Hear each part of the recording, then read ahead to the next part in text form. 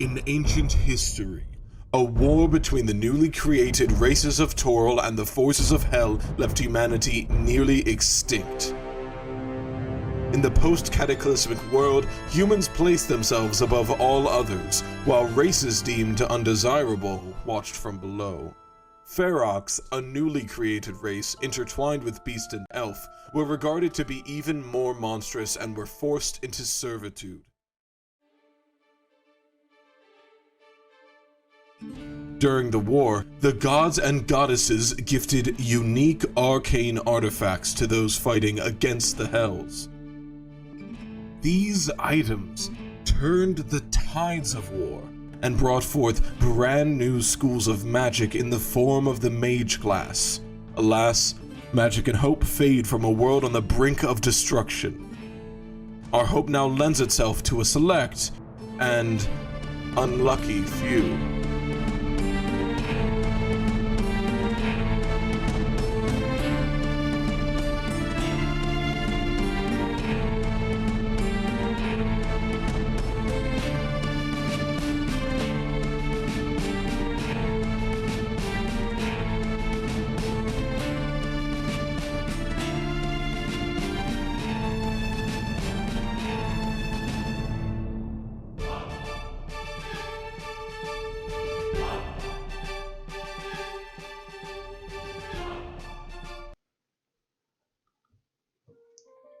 Nice. Hello, and welcome back to the Unlucky Few.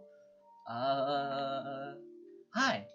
Sorry, it's been a long day, but everybody's here, all 5 of us, again, ready for some good times. Yeah, and not only that, but guess who's not working tech? Maddie, because our tech person's here. It's the first time since session 5 that our tech person has been here.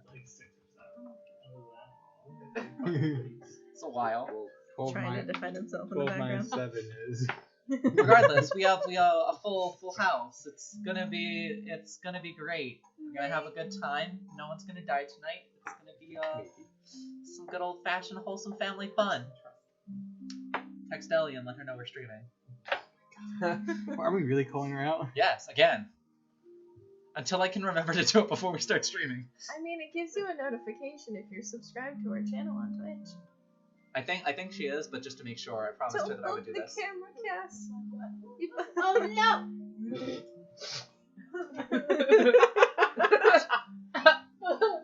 Anyway, announcements for tonight.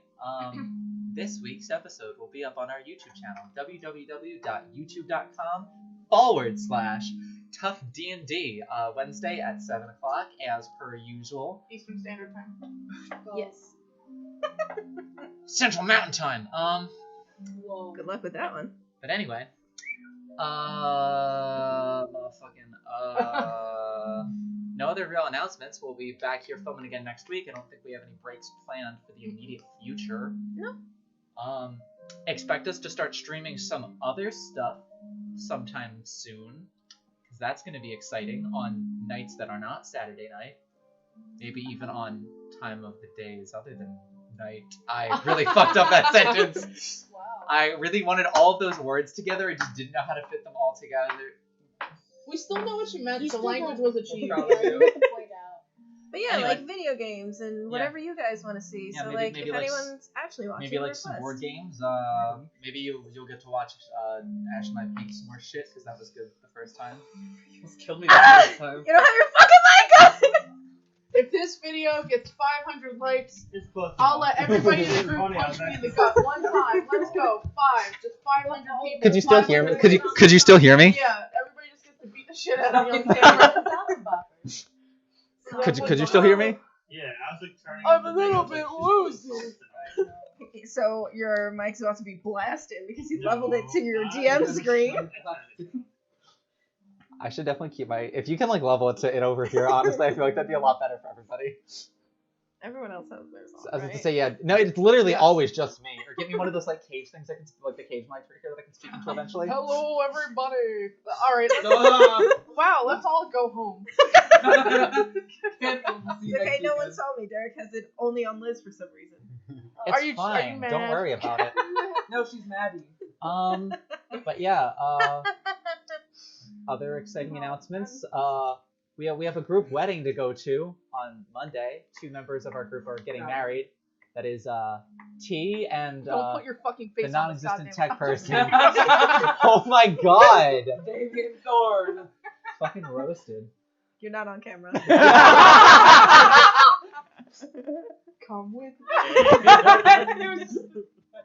Anyway, yeah, so that'll be exciting. All of us will be really intoxicated Monday night, so we'll probably be better by Saturday. I don't know. Well, I'm gonna be at a wedding. What? I'm not gonna get that intoxicated. I am. I am. As long as we have fun. And as long as Maddie remembers her own wedding. That's what the videographer's for. Oh my god. Oh my god. All right. It's just Anyway. a TikTok. Sorry. In Anyway. other news, we're making a TikTok. Without any further ado, are we ready to get into the recap? Yes. I'm so excited. I guess. So, I'm going to attempt to build this fight and recap from last week at the same time, because I'm an idiot and forgot to save all of my work for preparing the fight that we're about to jump into. So, where last we left off, the group waking up in the home of Miss Potts, the wonderful mother of Arwen, after a very tearful and happy family reunion. Had some breakfast before they departed, and after departing, met up with a very curious pair of alchemists, and upon being satisfied that they would do a decent enough job transporting Arwen's family to Baldur's Gate when the time should come, you all decided to leave and head back through the valley from which you came in order to reunite with all of your friends that you had left at the temple. Upon coming back to them, you found them in an obligatory hot springs scene. It was very fun. Some of you got thrown into the water, some of you got thrown into not the water, and it was all very good. That seems in our contracts. Indeed. But, after you guys had talked to, well, one of you talked to Aqua about what they had found in the temple, and apparently they just discovered a bit more lore, but things that were going to have to be studied significantly more intensely. You all departed back in the mid-afternoon towards the city of Baldur's Gate, faced with a choice of whether or not you were going to, I swear to God, there were more monster options when I was building this previously, but fuck me, I guess. Oh, that's right. Oh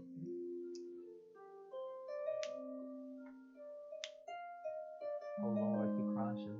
Sorry, there's a cat and he munching. Faced with the choice of whether or not you were all going to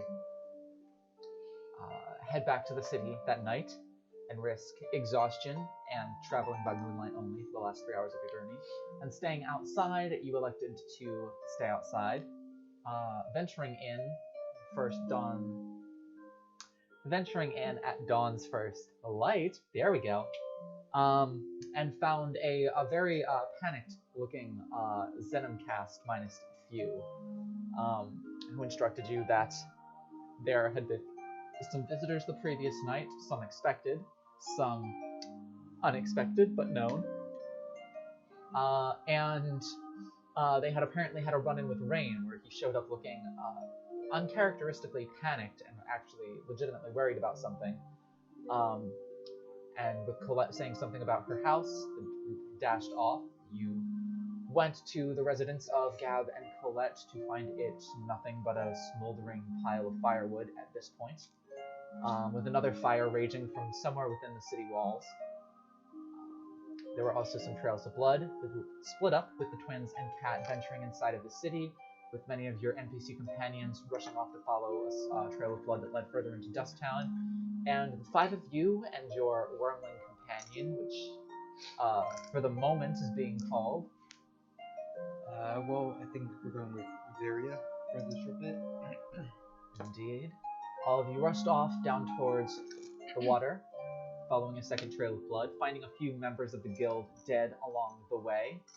Though when you arrived at the edge of a cliff, at the edge of actually what is named for one of the heroes of Baldur's Gate, Grand Duke Bastion Brightvane, you arrived at Brightvane Basin and found a very unsettling scene of the guild advancing on the companions that you had left behind, Colette and those she had gathered.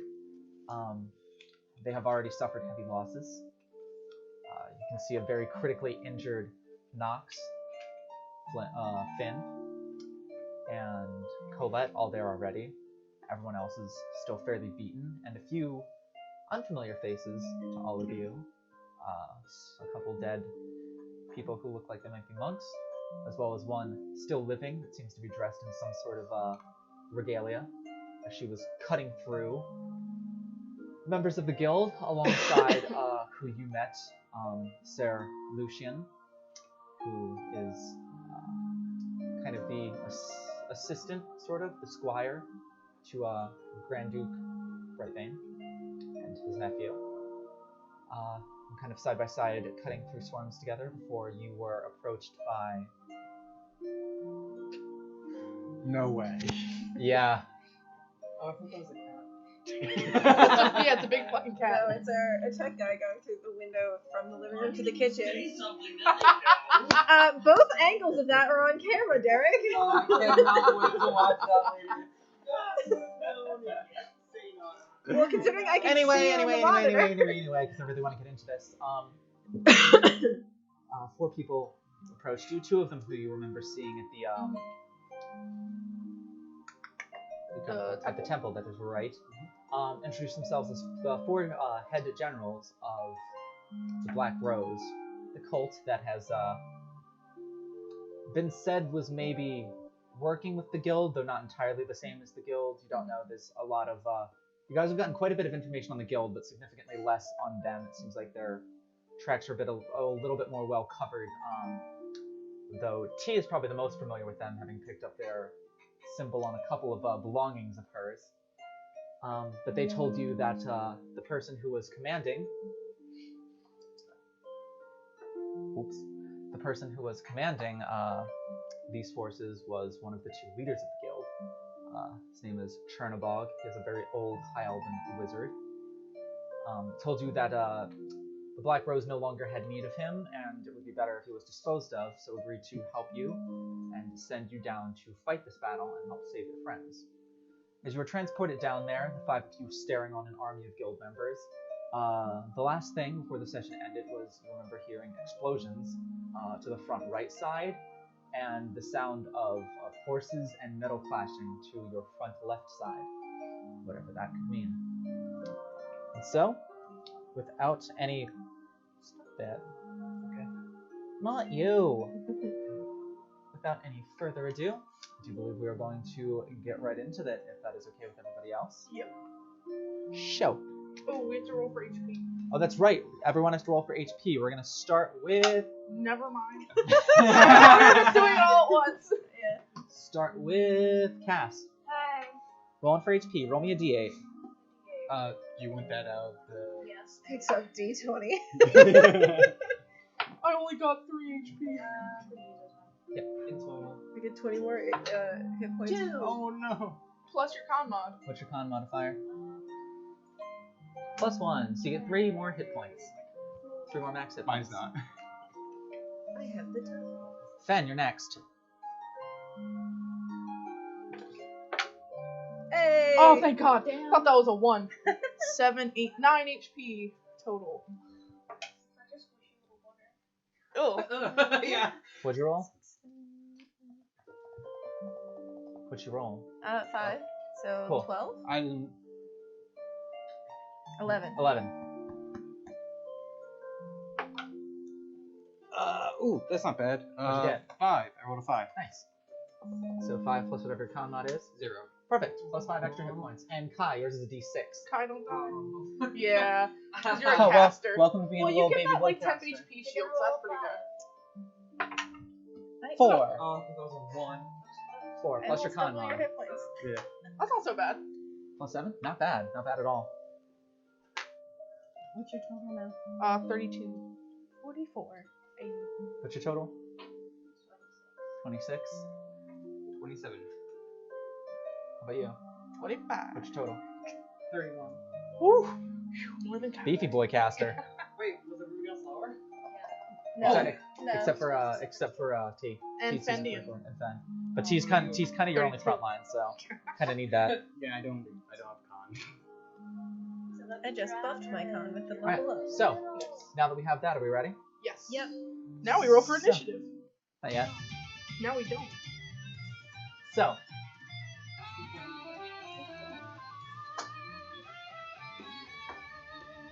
I'm so nervous. explosions to front right. Horse, sound of horse hooves on the hard sort of clay material that this basin is kind of the floor is caked in. Clashing metal.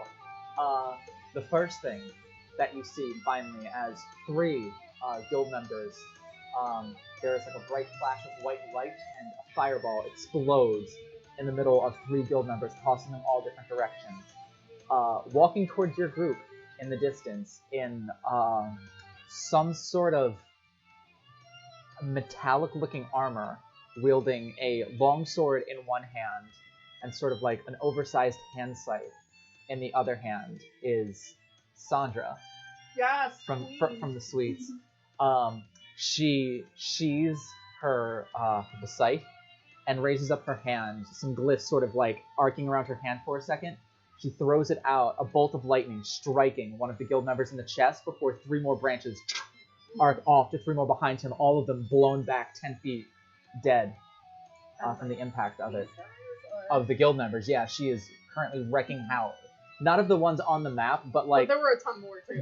there's about 90 of them in this basin right now, and she just single-handedly eliminated 7 with 2 waves of her hand. Seems she is, I mean, she made quite- a whole tower in like. I was about to say, Yeah. she is quite skilled in the arcane arts. As you, what? I thought she was like a dragon sword. She said it in front of, I think, most of And us. she showed us her like dragon skill. No, she, like, was talking to the wormling and was like, we have something in common. Kind of, yeah, but you would.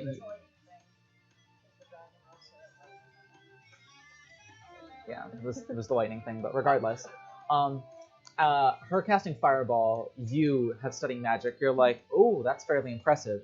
You would know that the magical expertise necessary to cast the second spell is like She's chain lightning, right?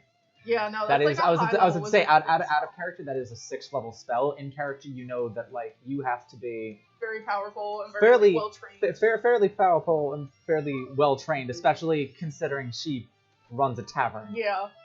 Funny like, From the other side, you would see kind of charging through.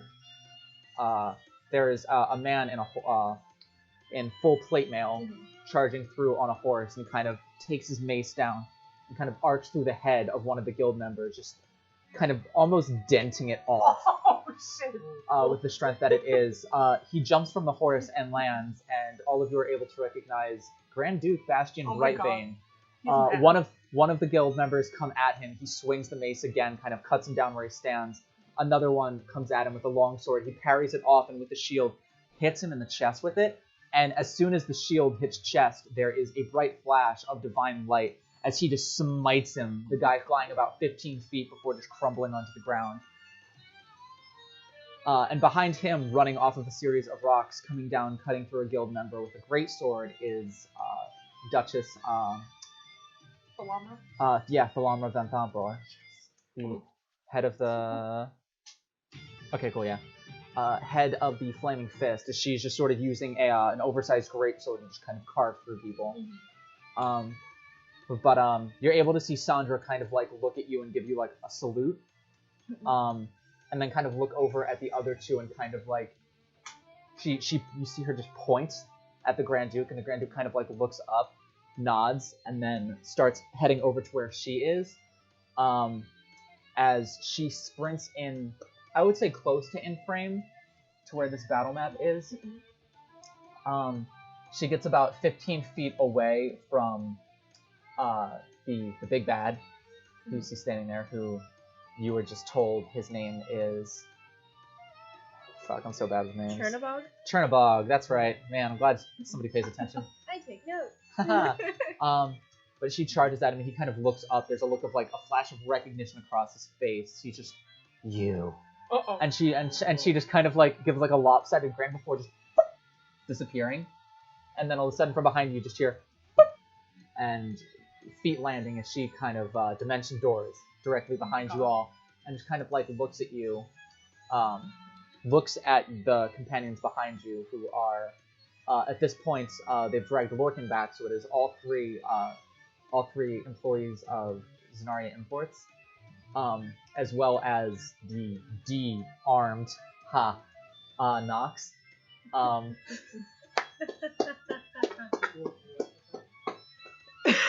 He lost his arm. Yeah, no, it's. I was to say, I've been holding a joke like that ever since I had Which arm? right arm. So he's not alright. No, He's all that's left. He's full of Yang Zhelong at this point. But they are standing back there with the area rushed off. So at this point, it's just Amaranthine as well as Twy are kind of like holding the line back there, as Lucian, Lumina, and Liari are kind of working together to pull Finn and Colette, who are in no shape to walk themselves, back towards the group. You see Sandra start to kneel, and she takes out like a lightly blue glowing chalk and begins to trace sigils onto the ground. Make an Arcana check. Three of you. Are you proficient in Arcana? Not you. Are you proficient in Arcana? Unnatural 20. Yeah. Oh. Then yeah, roll me an Arcana check. My Roll me an Arcana is check. -1. Nothing. No? Because I cast all the What'd you roll on that spells. one? 12? Still good enough?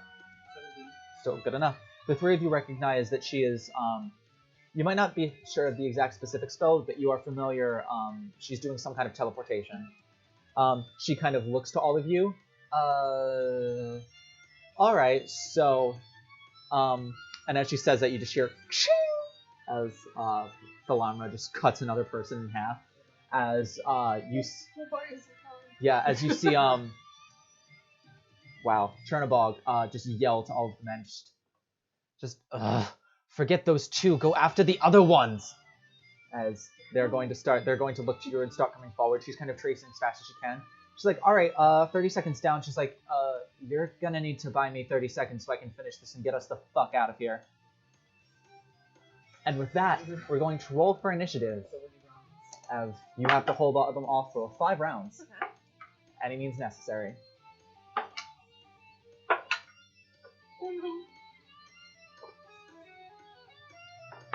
Same.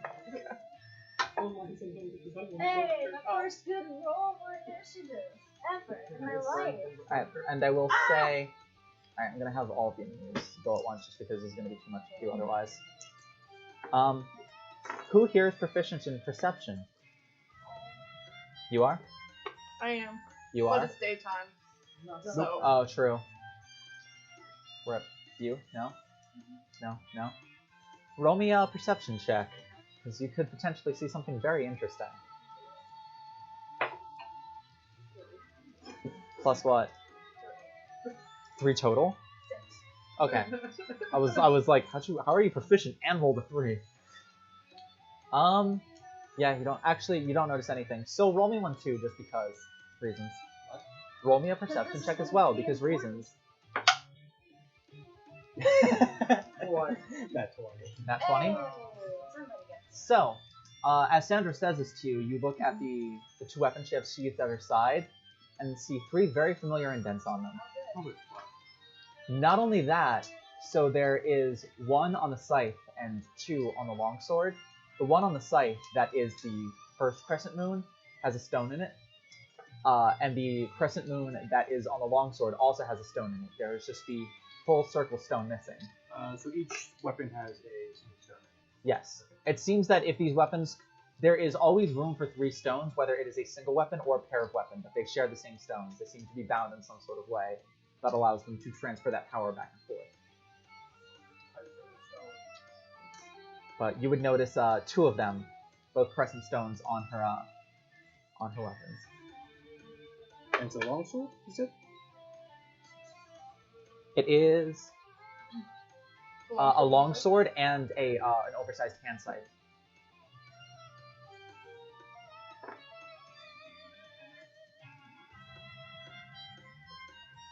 All right, let me pull up notes real quick so I can. All right, initiative. Give me 25 to 20. 32. Got it. 23. 32. I put it the right way for you. 25 to 20. 15 to 15 to. I know. I got you. 15 to 20. 18. Oh no. 15 to 20. Initiative. Question mark. Is your initiative in between 15 and 20? No, it was 21. I'm sorry. Cool. I didn't do the first one. Pat, did you remember to roll for your little wormling? I was going to ask, going to wait until Guy rolls. I was going to ask, is it on its own or? It is on its own. Kai, you rolled 19, right? It's an 8, I think. Yeah. And then. So it was 18. But I'm not too familiar with this character. 15 to 10. I got 12. That's bad. Sorry, I forgot your character's name for a hot second. And what did the wormling get? Still going ahead of the enemies. Oh my god. Right. Yeah, they rolled real You have shit. to make it at That least said, 3 rounds. I was just to say, at least 5 rounds. 30 Yeah. Oh, I seconds. thought it was 10 seconds around. No, 6 seconds a round.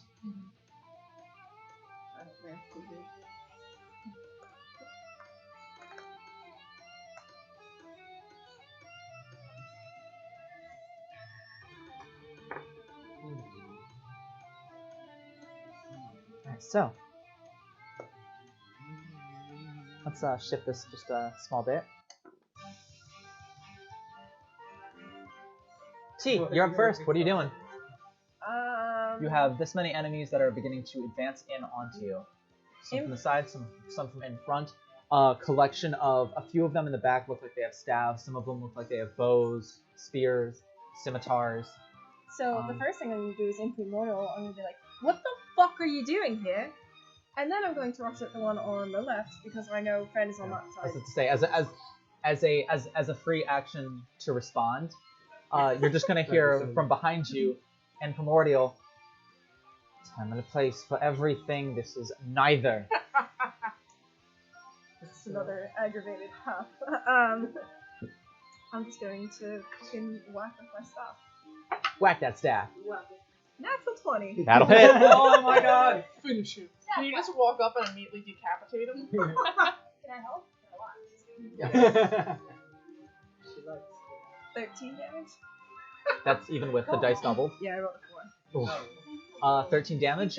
So you bring the staff down, kind of strike like into his hip, jab it in a little bit, pull it out, kind of like slicing off a bit of his like so that almost like his hip skin is like hanging loose from his body.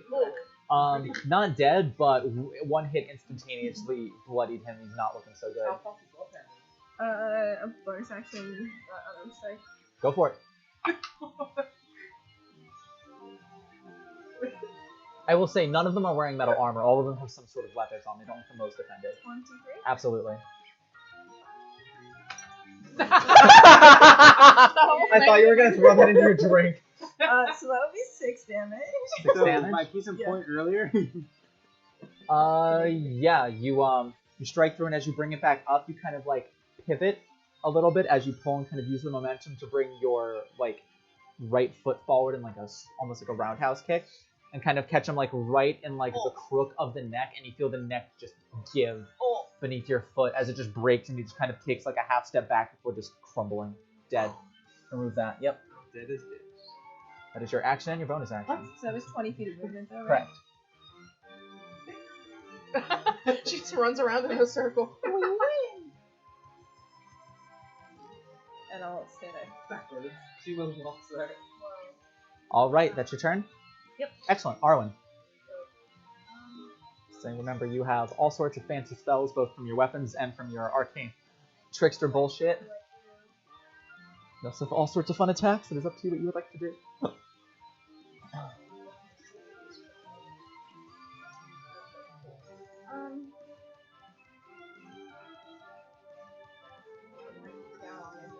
Oh no.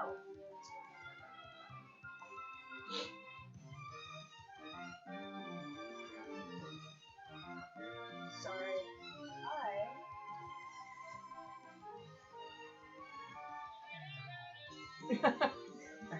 Oh, it's the that's what I figured. It's like the most logical place to start. Go for it. What are you using to attack with? That is correct. So are you dual wielding your new toys? All right, go ahead and make an attack roll.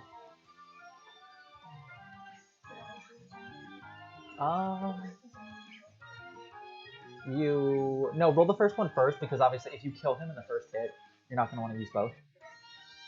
So first one is with the rapier, with cataclysm.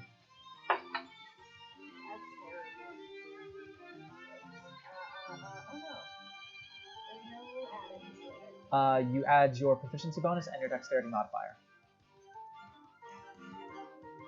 So you should add +5. I'm sorry. 11. Okay, sorry. It's okay. I'm off the game today. You're on the game. So it's 11, that hits. Does it? Yep, just hits. I told they're wearing leathers. They're not wearing very much armor at all. They have strength in their numbers right now, but it seems like that is what they were using to overwhelm. Which, whether You roll D8. I was to say you're starting to get the feeling that Chernobog isn't the type that Well, no, you roll the necessarily damage cares first, about each 'cause, like, person if you, being like, outfitted somehow to manage come to back kill for a him, next you mission. don't have to, like, roll the attack and everything. I hit the right here first, right? Yes, so that is 1d8 plus dex. Hey, All right, so you kind of pierce through with the rapier, kind of like cutting through one of the shoulders. Kind of like drops to a knee for a second before like kind of popping back up to sort of use the spear to deflect the next attack, already looking bloodied. So swing with the dagger next. Yeah, just kind of like. So coming in with the dagger next. Go for it. Yeah.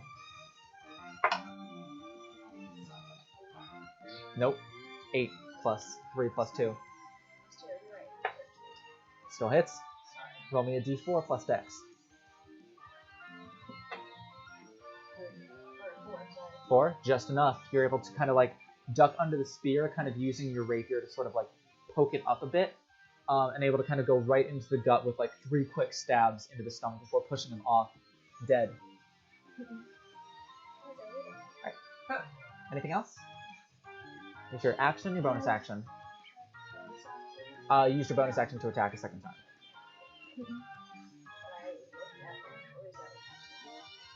Look at him if you would like. Oh, to loot the body is an action. Don't do that. I'm mostly not like people are usually at him. I wasn't really about to say to it yet. Yeah, that's You can see that he is a human male. Who's alive? Alive. Yeah, he's not alive.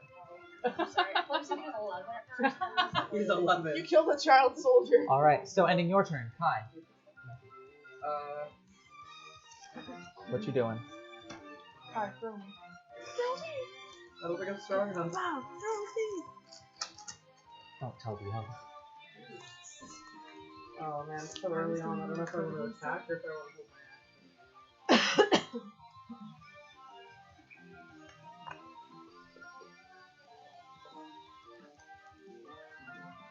I mean, you could just leave the fight and try and heal the NPCs. Okay. I want to be part of this. Thanks. I think your tea's coming out there.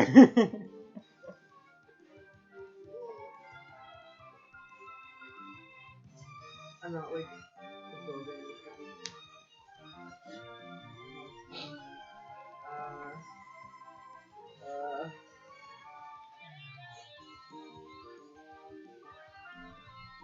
this first round, you could just do something offensive. That's what I was thinking, yeah. And I only have one spell that's offensive. Guiding Bolt, here we go! Let's see, what do I have? I guess, who, like, out of, like, the front line that's most dangerous, they all the same. All look about equal. Some of them have scimitars, some of them have a spear, but all of them have something. This guy over here, since he's kind of around the side. Go for it. Only an attack roll. Can I have a spell like that? Yep. Oh, him. Just hits. Just barely. 4d6 damage. 4d6. Just don't give me one either. Do I add something? Nope. Not for spells. Oh, I added There are very few spells that let you add anything to them. I think the only ones are I like think you're a special class guy for when you heal. Yeah, some healing spells. 18. 18? Yeah, blast straight through him. The first one, second one, third one, and by the time the fourth one impacts, it kind of like hits a spot that has already been slightly burned away, and you kind of see the energy sort of crackle into him and then crackle out the back, and he just falls to the ground dead. Alright, does that end your turn? Yeah. Still. Is it a free action to add the poison to my arrows? Bonus action. Okay, I'll save them for now. I'll bring out my bow and fire an arrow straight ahead at that one right there. Got you. The one directly in front of you? Yeah. Go ahead and roll.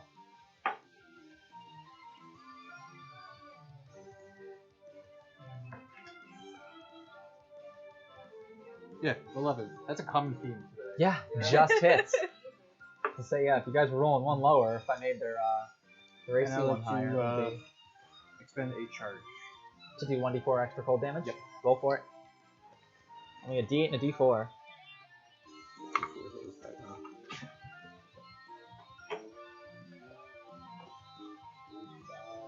That'd be 8 damage. 8 damage? Yep. Fire through the cold as it flies through the air. You can kind of see the cold energy coalesce around it. It sort of shatters on impact. The figure that you hit has to like stumble back a step or two, bloodied now, as blood begins to pour down from the impact. It seems to slip in between two of the ribs on the right side. Blood is streaming down their torso now, starting to run down their leg, but they are still standing. Back. That'll be all. As you move back, Sandra kind of sees the bow in your hand for a second and just sort of turns around and she's working and just goes, "Nice toy." You've seen it before. Well, yeah, but you've never seen it in action. There she has. I usually don't done it. Oh yeah, that's right. I forgot she was out there, but still hasn't seen it in action. Killing real people. Killing real people. All right, next up is Fen. Oh. I didn't expect to go so soon. Oh, I know just what to do! Oh boy. It's darkness is a 20-foot Are we radius, good? right? are we good? Yeah, we're great. I'm Okay, fine. I saw you. How did you fucking notice that? The first one I'm kind of like. I noticed. 'Cause she's I involved. notice everything. Because she's pointed your direction and I'm not, if I'm paying attention. I thought you noticed everything. You did. Is darkness a 20-foot radius? Yes. Okay. No, I'm not gonna get him. 5, 10, 15, 20, 5, 10, 15, 20. Alright, I'm just gonna catch these guys in a big darkness bubble. I'm also gonna make it inconvenient for like everybody else trying to rush us. So then they'll have to go around it. So I'll cast the darkness bubble on them, and then bonus action I'm gonna hexblade curse this guy. Gotcha. And You said that is a 20-foot radius. yes. I'm gonna move a little bit closer to Arwen. No, you can put it down. Okay. It's gonna be this one here, so.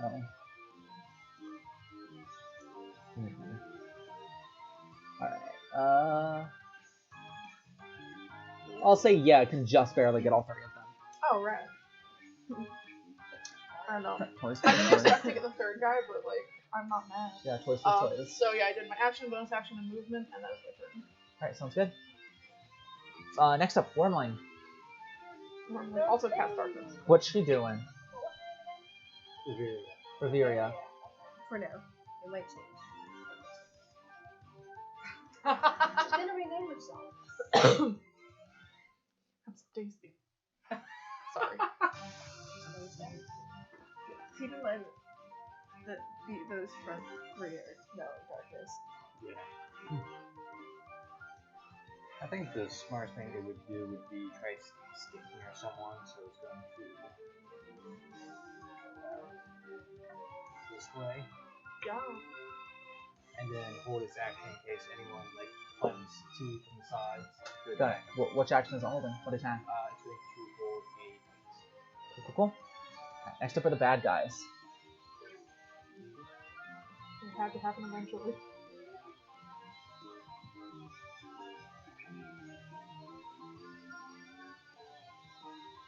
Oh no, he saw right through my defenses.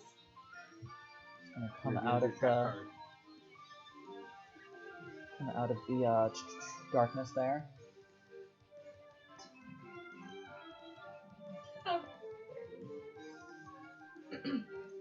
This one is going to also get out of the darkness, but the easiest way to get out of the darkness is by going back, so it's not going to be able to enter melee with anybody this turn. So that's 5, 10, 15, 20, 25, 30.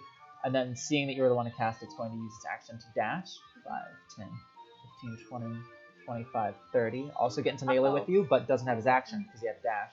So it's also going to 5, Oh, I have a plan for next 10, 15, 20, 25, 30, dash 5, 10, I do 15. It rhymes with my first turn.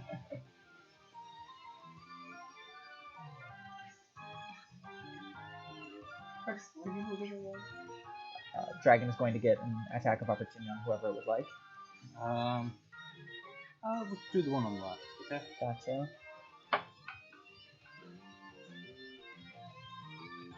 Oh wow, that's a nat 20. Hey. Wow. Sorry. No, it's attack too low.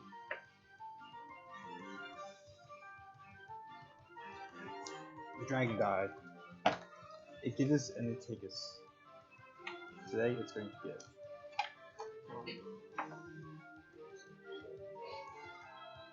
That's actually 15 damage. Wow. Yeah, kills it. her first taste of blood. She wants more.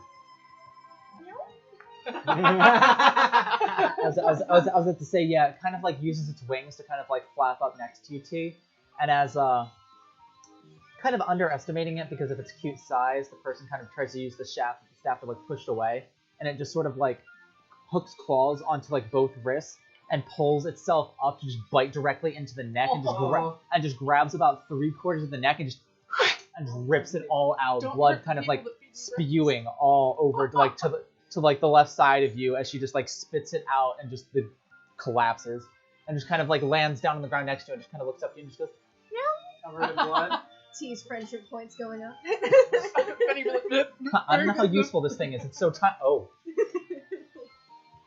Alright, so we'll do attacks on you first, T. There's 3 people attacking you in melee. That said, they only have a +3 to hit, so gonna need a miracle fucking roll to even hit you here. Oh my god, 19, 18, and 17. First one, that is a natural 2 and a natural 4, so even with advantage, that is a 7 to hit. Nope. Second one, that is a... Wait, didn't that one die? Another one moved in to its place. Originally, we were surrounded by 4 of them. Now it's 3.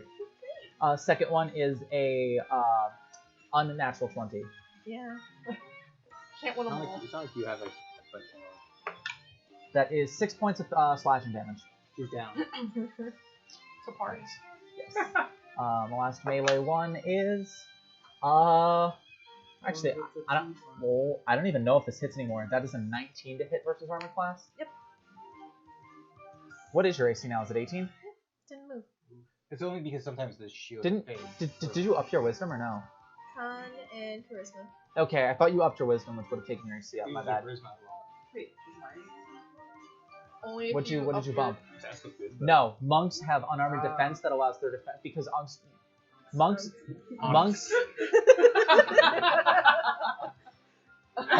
monks don't wear armor, so their AC is 10 plus Dex plus Wisdom. It's kind of like when we do Maddie's campaign eventually, which will most likely be off camera, but still I can't wait to fucking play it. I'm playing a character who allows my AC to be 10 plus Dex plus Intelligence, which will be really fucking fun. Gotta love those Blade Singer wizards. And barbarians are strength plus con.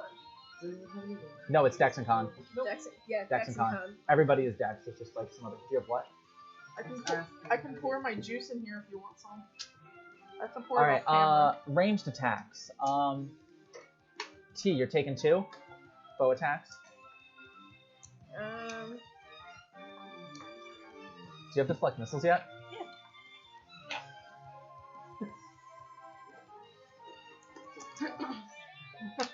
Well, first let's see if they hit, because these ones don't have advantage. That is going to be an 18 to hit versus armor class. Yep. And the other one is a 16 to hit versus armor class, which I Nope. believe misses. Yeah, deflect missile is the one that hit me. So that reduces the damage by how much? Unarmed strike die, right? Plus something. I roll. I think it's eventually plus something, but for right now it might just be. No, it's 10 plus Dex mod plus monk level.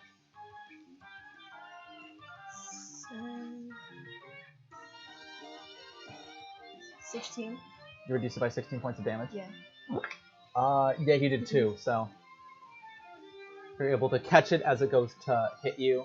I think you're allowed to use a key point to throw it back, right?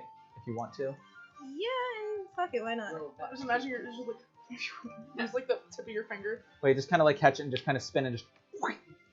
Yeah. Alright, so make an attack roll. And I would just add my proficiency in commerce? Yes. It's not gonna matter. No, just your dex mod. It's not gonna matter. What'd you roll? That one? 5. 5? Yeah, you kind of catch it and like you honestly you've never really done this before. You've Wait, like is it just monk level? Or not monk level, just dexterity? dex. You are not proficient in it. You're not proficient in throwing arrows at people. If you catch it, you can spend 1 key to make a ranged attack with it as a part of your reaction. You make this attack with proficiency regardless of your proficiency. Oh, just kidding. Then yeah. So you then add- it does hit, because it would be plus 7. Well, Yeah. Okay. Doesn't tell me how much. Oh wait, no, it's a monk weapon, so it'd be. What I counts as a monk weapon, so it would, I would just it would be what my fists are, right? Yes. So 7 damage. So yeah, you're kind of able to catch it, spin, and throw it back all in motion. It kind of pierces into his leg. You hear like a shout. I'd be And so just, like- pissed if I was And him. yeah, and just like the other archers just kind of look at him and just kind of look at theirs and just kind of like immediately shelve the longbow and take out swords. To see that seems to be working at least a little bit better. You're kind of a little bit of surprised with yourself because like you went over like, yeah, you can actually use your key to sort of like see like ammunition incoming and catch it and throw it. And like you practice with this, and the practice essentially resulted in Lumina just beaming you with a lot of wooden weapons as you failed to catch them.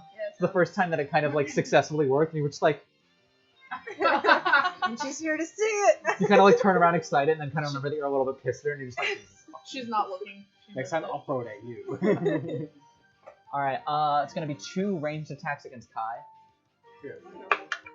That is a 15 to hit, and a 5 to hit versus armor class. Alright, so you take 6 points of piercing damage. You, one of the guys back there shoots you with a bow and you take 6 points of piercing damage as he shoots you. The other one is swinging at you with a spear, 2-handed. It's gonna be a 12 to hit versus armor class. Wait, what is it, a rapier? A spear. And that's going to be 8 points of piercing damage on top of that. You take 6 and 8, 14 total. How you looking? How much is that? 8. Alright. Total, yes. Alright, next up, Fen, you're getting 2 people who are wielding scimitars striking at you. That is going to be an 18 to hit versus armor class. That hits. And cocked.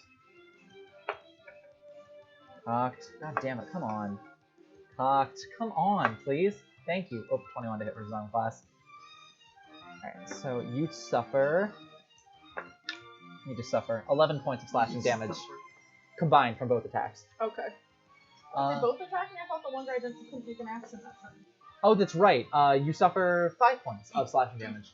Hey. Rad. Okay. All right, Arwen. You have some. Oh no, that person also dashed to get in front of you, so you're gonna face 2 longbow strikes. That is going to be. Wow, vast differences. First one is a natural 20 to hit, which is going to crit you. The other one is a 5 to hit versus armor class. Natural 2, so that one misses. So you are going to suffer. I just rolled double ones. 2 points of piercing damage. I think Guys, I can't can't take take it. much more. We need a medic. Arwen's dying. I have to heal them. All right. I dare you to run from that immediately.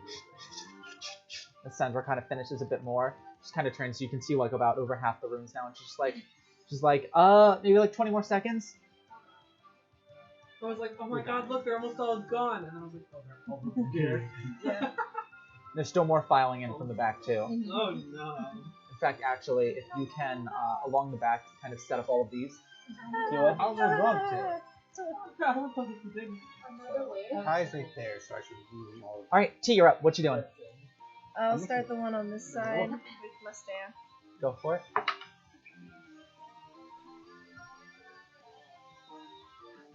the big start blast. Unnatural Swing away, 20. start a blast. Unnatural 20, that absolutely hits. Roll me staff damage. 12 damage. But a slice through, pretty good. Right through the abdomen, some of the blood starts spilling out, looking pretty rough. Yeah, I'll unarmed strike that one. It's a natural 19. Yeah, that's absolutely gonna hit.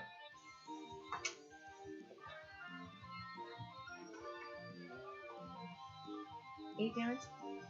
8 damage? Yeah, after you slice through, you're able to kind of like Okay. keep your staff kind of behind you with your left hand and just swing up with your right fist, sort of connecting like right on the jaw. As you can feel the jaw just kind of like break underneath your hands and sort of. Can I spend a key point in for your blows limits directly in front of me? Let's just make an extra unarmed Yeah, strike. yeah, mark a key point off and do it. Can you hand me the one to the right at least? That one's dead already. Yes. That's success. It's a natural 16. Yeah, it's gonna hit. 9. 9. Yeah, you're able to crack him pretty good with a left-handed jab right into the sternum. Kind of feel like some of the ribs sort of just like creak beneath your hand. Looking pretty hurt just from that one hit. I can't do anything else. All right, that ends your turn. Arwen, you're up. What you doing, kid?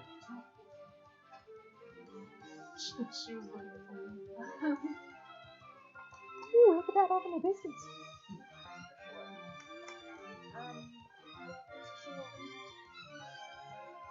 She has a scimitar.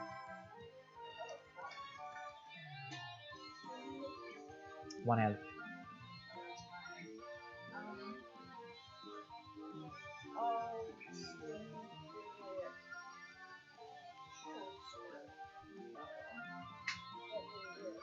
Are you sheathing one of your other weapons then? You're currently holding the rapier and the dagger. Got you. Go for it. Roll an attack roll.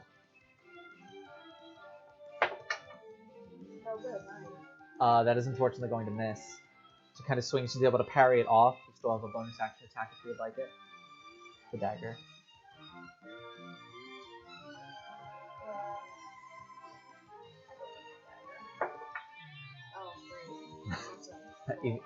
Even less, yeah. I was going to say, yeah. Unfortunately, she parries off both attacks and left there kind of frustrated. Anything else you'd like to do with your turn?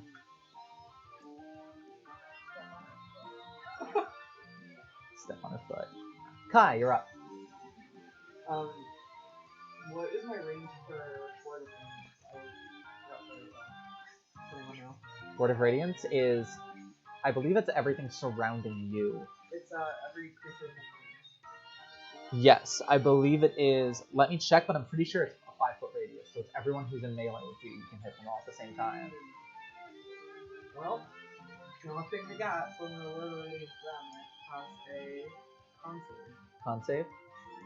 What is there? For con save, the bonus is 0, so that is 14. What's your DC? 14.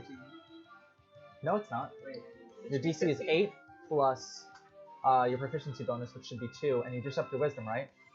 Did you change your you just you hit level 4 and you added 2 points to your wisdom to make it 20, right? Yeah.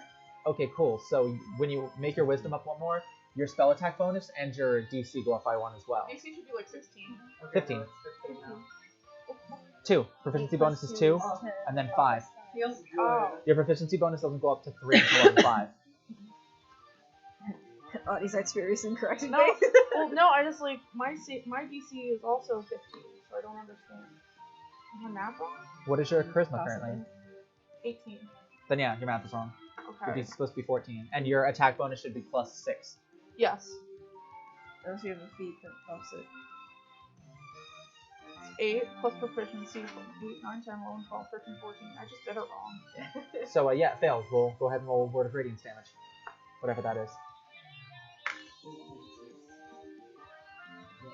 26. Sorry, roll me.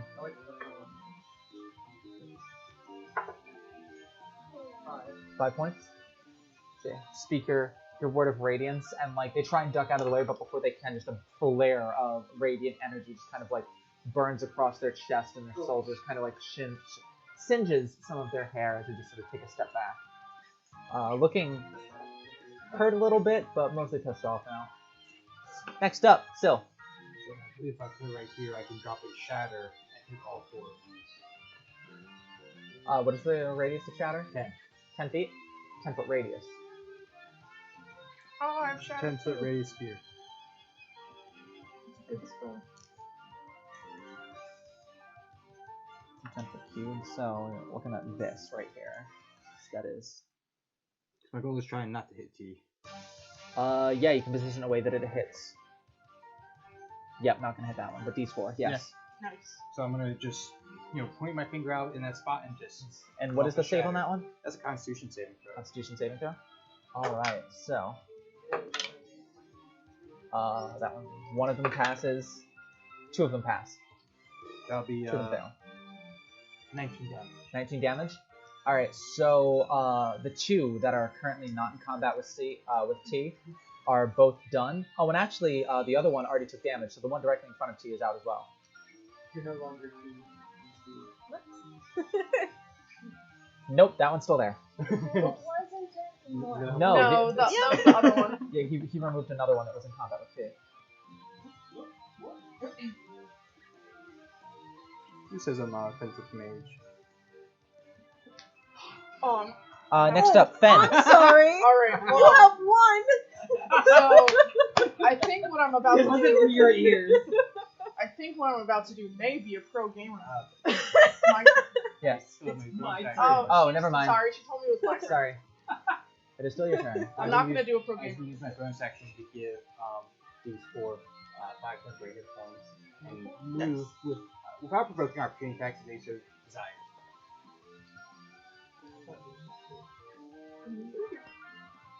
Me too. Yeah. I as well. There's no great fire with Yes, temporary. I was going to say. Also, just Yes. keep in mind, if you do too smooth, that is using a reaction for the turn. No problem. I don't have it. I'm not gonna move. Yeah, I figured. Because that would mean that you don't get opportunity attacks, and if somebody fires at you, you cannot deflect missiles. Just to make sure, I know you might not hurt me. Mark down you have 5 temporary forms. Oh well, fuck the worm me. How, Okay. Up to your movement. To wherever you're Oh. moving. All right. Is that your turn? Me. All right, Ben, you're up. Alright, now, I may or may not do what's called a pro gamer move. I don't want to, look it up on my phone. Can you just double check to see if Arms of Hadar is concentration or not, or if it just, lasts Yes. for a duration? Also, I have to roll for a con check because I forgot to do it for darkness. You pass. I passed. I got a 19. I mean, you could just drop it at this point. Well, I want it to be like an inconvenience. For as long as I can make it. So if you're gonna do that, why did you? Oh, because in case it's not concentration. Because I usually write if something's concentration, but this seems like it might be a concentration spell, so I just want to make sure. Arms of Hadar? Yeah. No, it's not concentration, because Yes. the effect is instantaneous and does not last. Oh, it doesn't last. No, it means on a failed save, a target takes 2d6 necrotic damage and Just can't have take to- reactions until its next turn. Okay, so I'm gonna cast Arms of Hadar where I am, because it's gonna hit those two and him. Gotcha. Is it? Is it gonna hit And Arwen? it is. I don't think it's gonna hit Arwen. Oh yeah, it's gonna hit Arwen. Sorry. Yeah. But I want to get 3 guys at once. So it is. They need to make a strength save. So Yep. DC 14 strength save. Yep. Arwen, make a strength save as well. It's in a 10-foot radius from you, and it does not allow you to. I think my cat has. What's your strength modifier? Yeah. Nope. Oh. So Arwen Sorry. fails. That is the 2 that you are fighting both succeed, and the other one fails. The one in front of Arwen fails. So go ahead and roll me 2d6 damage. Okay, well they're gonna take half damage at least. No, you don't roll. You don't. Which one is the red?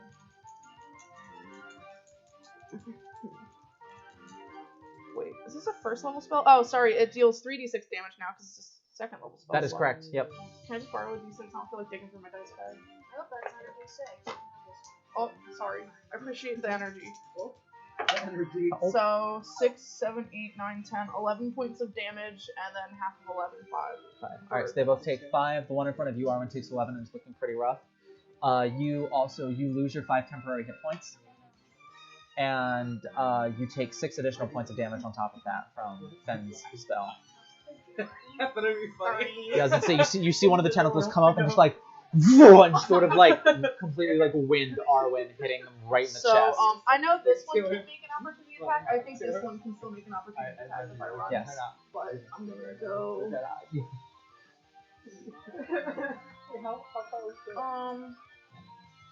I'm gonna 5, 10, 15, 20, 25. A 15 to hit versus armor Oh class. yeah, that's just my AC. And you're like right in front of the darkness. And Yes.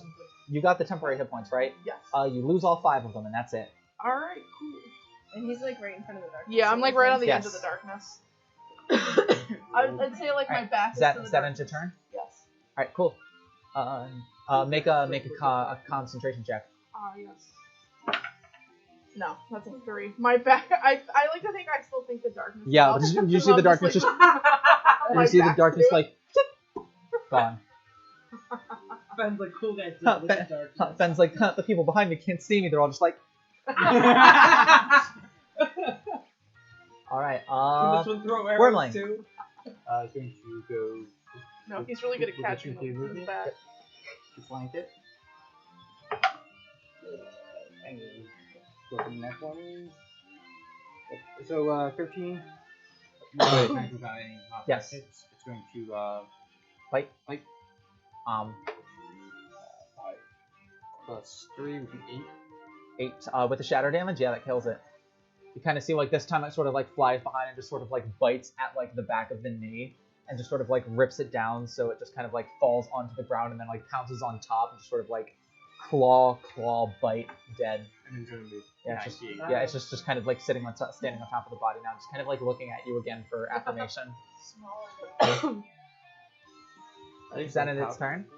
Yes. Just like how in 6 seconds you're none. Yeah. All right. Just, like, So turn bad into a guy's blender. time. Do me a favor and move all of the enemies that are there now 60 feet closer to you guys. Oh, they're They're dashing. dashing. 5, 10, 15, 20, 25, 30, 40, 45, 50. No, 60. No. Did they dash?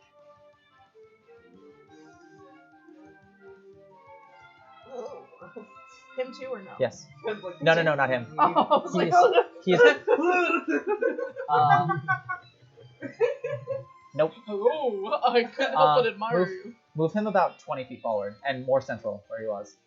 There you go. And then surrounding, almost directly in front of him, coming into the scene, can you put these surrounding him?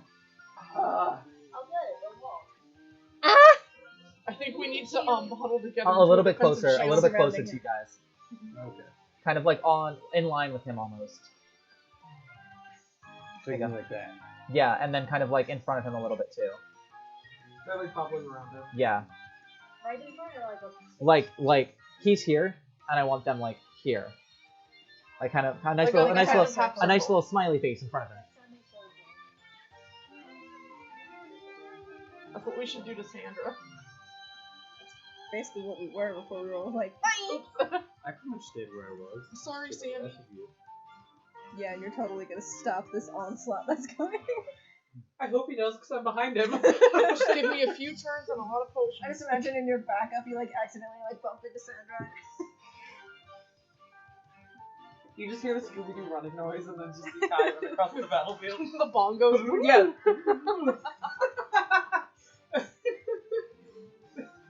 So what are the Grand What? Duke and Von but They're still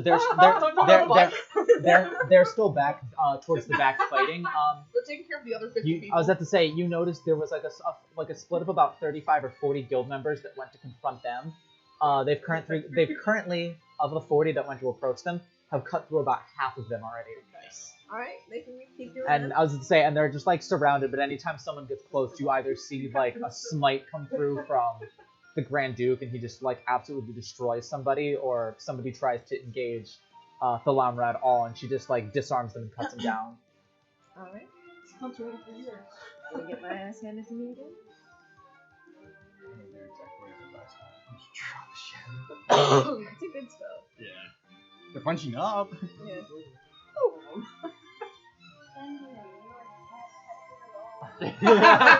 Alright, so I have just as many.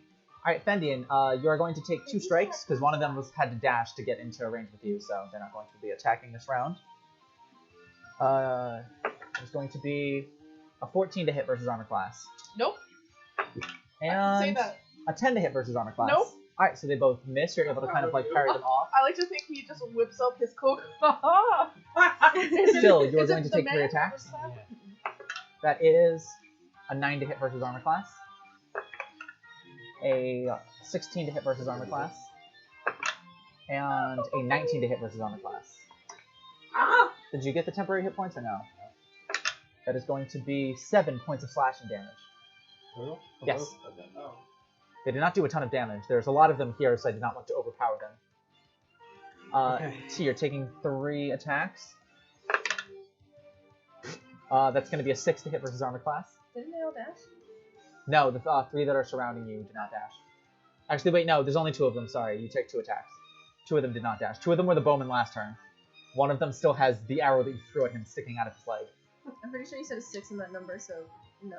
That is a 6 to hit versus armor class, was the first attack. 6 or 16. Yeah. The other one, the one that has the arrow sticking out of him, oh, sweet, sweet revenge, 21 to hit versus armor class. As he is going to deal 3 points of damage, 3 points of slashing damage to you. So yes, they peels away a little bit of the temporary HP. And as you kind of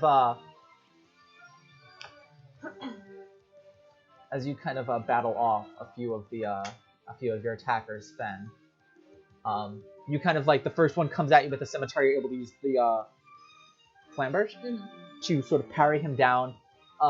You like feel somebody behind you swing at you, and you just kind of like like behind you swings. You sort of parry it off, and you're able to kind of like turn and like push his scimitar down to the side. And you're like, haha! And that's when you realize that there's no darkness behind you anymore. And you're like, oh. And Chernobog makes direct eye contact with you. I make one eye look. No, please. And he just staff in one hand, holding the other hand up towards you, and just goes, "Come, my child, rest." As he is going to fire arcane bolts of energy out of his hand at you. Nope, he don't. I don't think he's gonna. That's gonna be that is a 26 to hit. What'd you know? My armor class is 25. Good night, comrade. Good night, sweet prince. No, he's casting guiding bolt.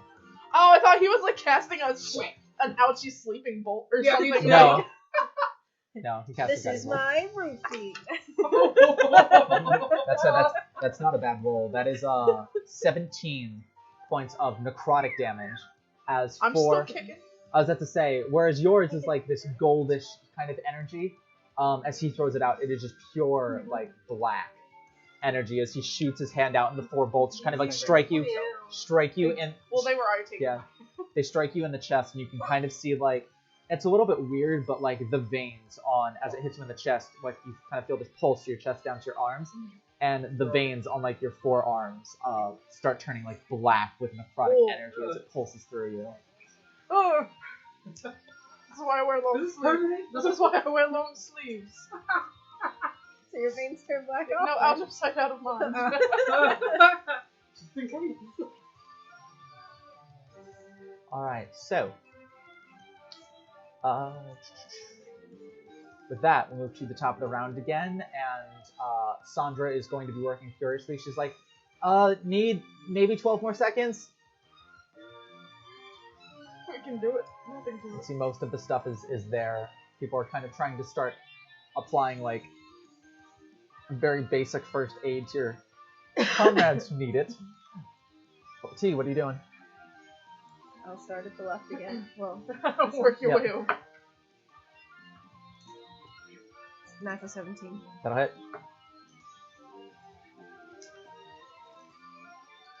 9.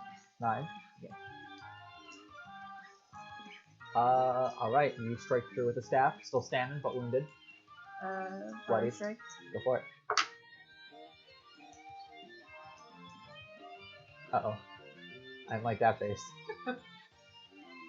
14. 14, yeah, that hits. I was like, please, 11. 9 damage. Nice. You strike through with another, like, an elbow blow, kind of like concaving the nose in. Takes him out. Which one? This one? Yep. Nope. No, that other one. Yeah, that one. My flurry blows again. Yep, go for it. That is your third key point, yeah? Yep. Whew, I have 4 now. Natural 18. Natural 18. Hey, 9 again. Nice. You're able to kind of strike through with a kick, kind of crack a couple of the ribs. Looking pretty rough, still standing. Alright, what else are you doing for your turn? Is that it? That is all I can do. Alright. Arwen, it's your turn. Alright, the one in front of you is looking pretty wounded, so swing with your rapier. Roll the 2. Is that a 2? Oh, A 9. and you add 7, don't you? 5. So, that is a 14 to hit. That'll hit. Roll me damage. Yep, 1d8 plus dex. Oh, I get so confused. 6 Plus. 9. Yeah, you're able to kind of drive the rapier straight through the chest and then sort of push off. That figure falls to the ground dead. Right, you still have your bonus action if you would like to do anything. And your movement. And your movement, yes. If you want to like, I'm gonna move. I don't know my way. if you want to like run and attack one of these guys, that's like you know. But like make your own choices.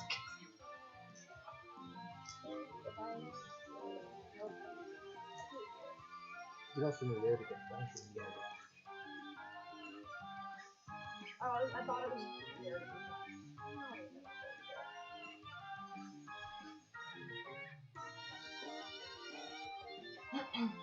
Alright. You using your bonus action to attack? With the dagger? Alright, you are flanking, so roll me an attack with advantage. Why did I pick up my pen? Dunno. Why did you pick up the pen? I don't know. So, and I guess you see that? Yes, first roll the hit with advantage. Sorry. Oh wow, that's terrible. Actually horrible. 6 plus 11. Just hits. Oh, Yeah, I'm so getting roll me more damage. So roll me 2d6 and a d4. And then add 3 to that, is what I could roll. So at least 15 points, so kill him. Oh, 9 plus 6, 15. Yeah, kind of, so Fen, you kind of turn around and see the person behind you, and then all of a sudden they get, like, bumped forward a bit from behind, and they get bumped right onto a dagger right in front of their throat, as you just get showered in blood as they fall to the ground. And as they fall, and as they, as they fall, Arwen is just sort of, like, smiling at you, kind of lopsided, holding the dagger. Thanks, Sean. Where does Lesson thanking other gods? She got a little angry. She's being chill enough. I was about to say, you just feel an eye roll. So somewhere. She forces his own eyes to roll. I was about to say, somewhere in another dimension, you just hear. somewhere in another oh, that feels so weird. Forces your eyes to roll like, oh god, make it stop. And just keep going for the rest of the battle. Disadvantage on all attack. Everything's Alright, rolling. so, Kai, that makes it your turn. God, I look like shit, just letting you know. It's the hot take Fendian is definitely bloody. Yeah, I Oh, is that- mean, I'm not looking so good either. Oh, you bitch. I was where's gonna the say negative numbers? to be fair though, you just saw Fen get singled out by the big bat and get absolutely blasted to hell Yeah. with necrotic energies. I'm a 40, I I'm kind 44. of look around at all those surrounding us and Then you brought it. and then I like reach like with my arm with my staff up like over Sylvanus and cast healing word at you. You just bonk them on the head. Okay. So 1d4 plus Just like boom leg style, like. Yes. That's the only one. 1d4. 5. Because that's your wisdom modifier. 1d4 plus your wisdom modifier. But you're also healing a single target, so you get your soul of the Eternum dice. So it is 1d4 plus another. You get an extra. No, it's same. You get an extra d4. Is it about the d4 second? Yep, right here. Pat laughing at So me over and over in my head. 2d4 plus 5. Whoa. You guys are free Four. today. Plus 5. So 9. 9. Alright, so 9.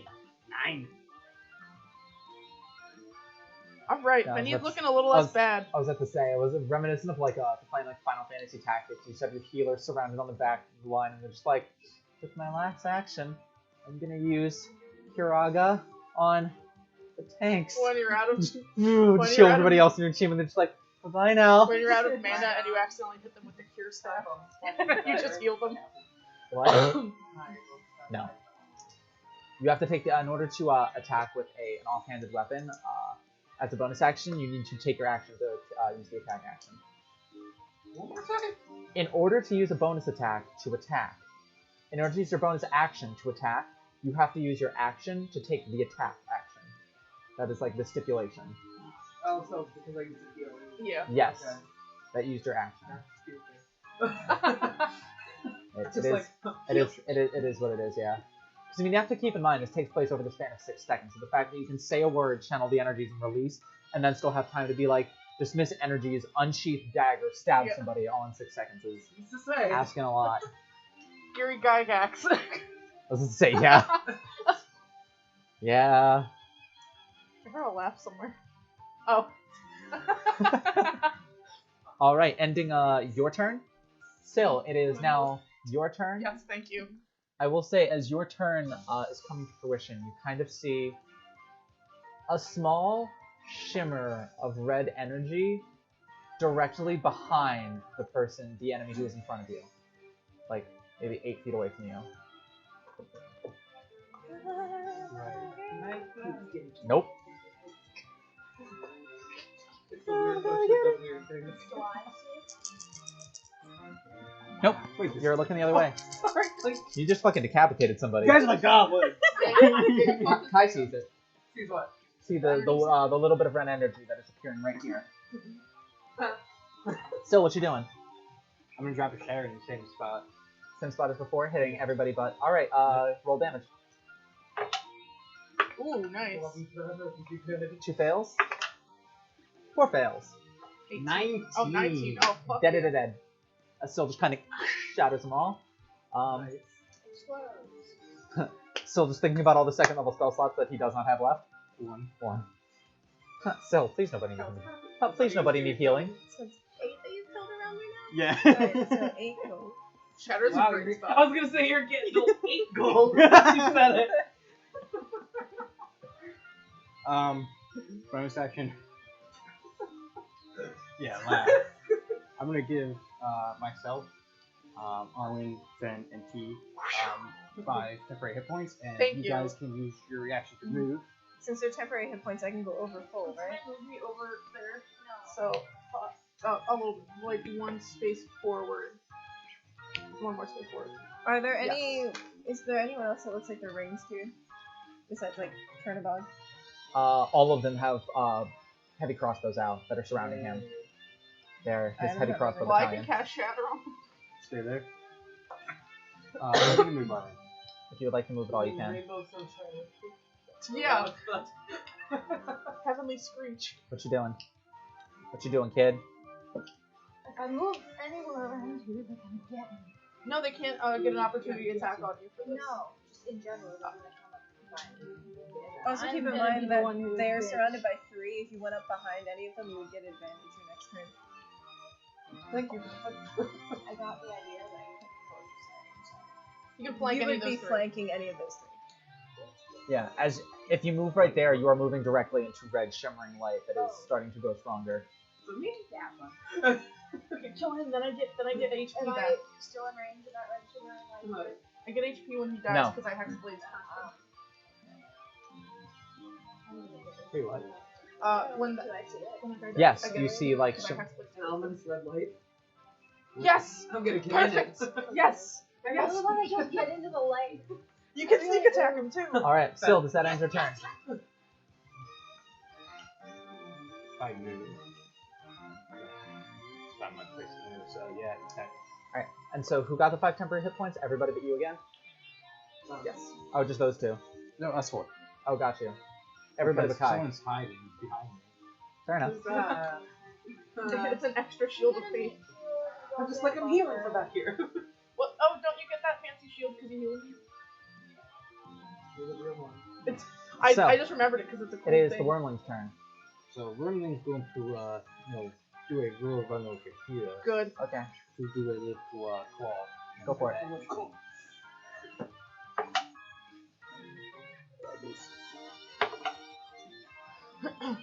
16 modifier. That hits. And so I was seeing Full like claw damage. it had like a D6 and a D4. So a d6 of slashing damage and a d4 of the claws have cold damage. 1d4 cold. Chili code. That's Actually, no, I'm sorry, that is 1d4 light. okay. So it will be Yes. Wait. it'll be 2 slashing and it'll be 4. Got you. There's no modifier with the claw? It didn't Oh, that's right, dex, yeah. well, it didn't show it, so Got you. I think it's because of claw's dex. Fighting So- strength.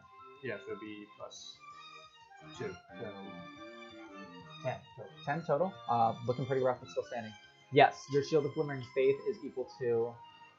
When you first cast it, it is... Do you have that sheet there with you? That has all of your... your class information. AP level of spell cast plus wisdom. So first level spell, so 1 plus 5 has 6. So Glimmering Faith has 6 health. if I have it in. So, moving to their turn. This is gonna be great. Let me tell you.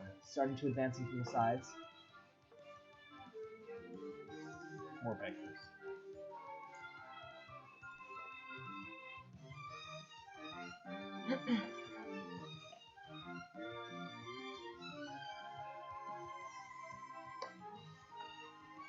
Which one's only 30 feet, right? Yes.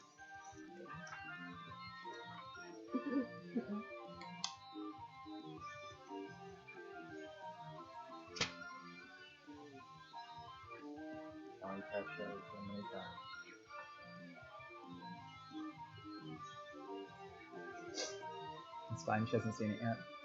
Can you move all of them up 30 feet?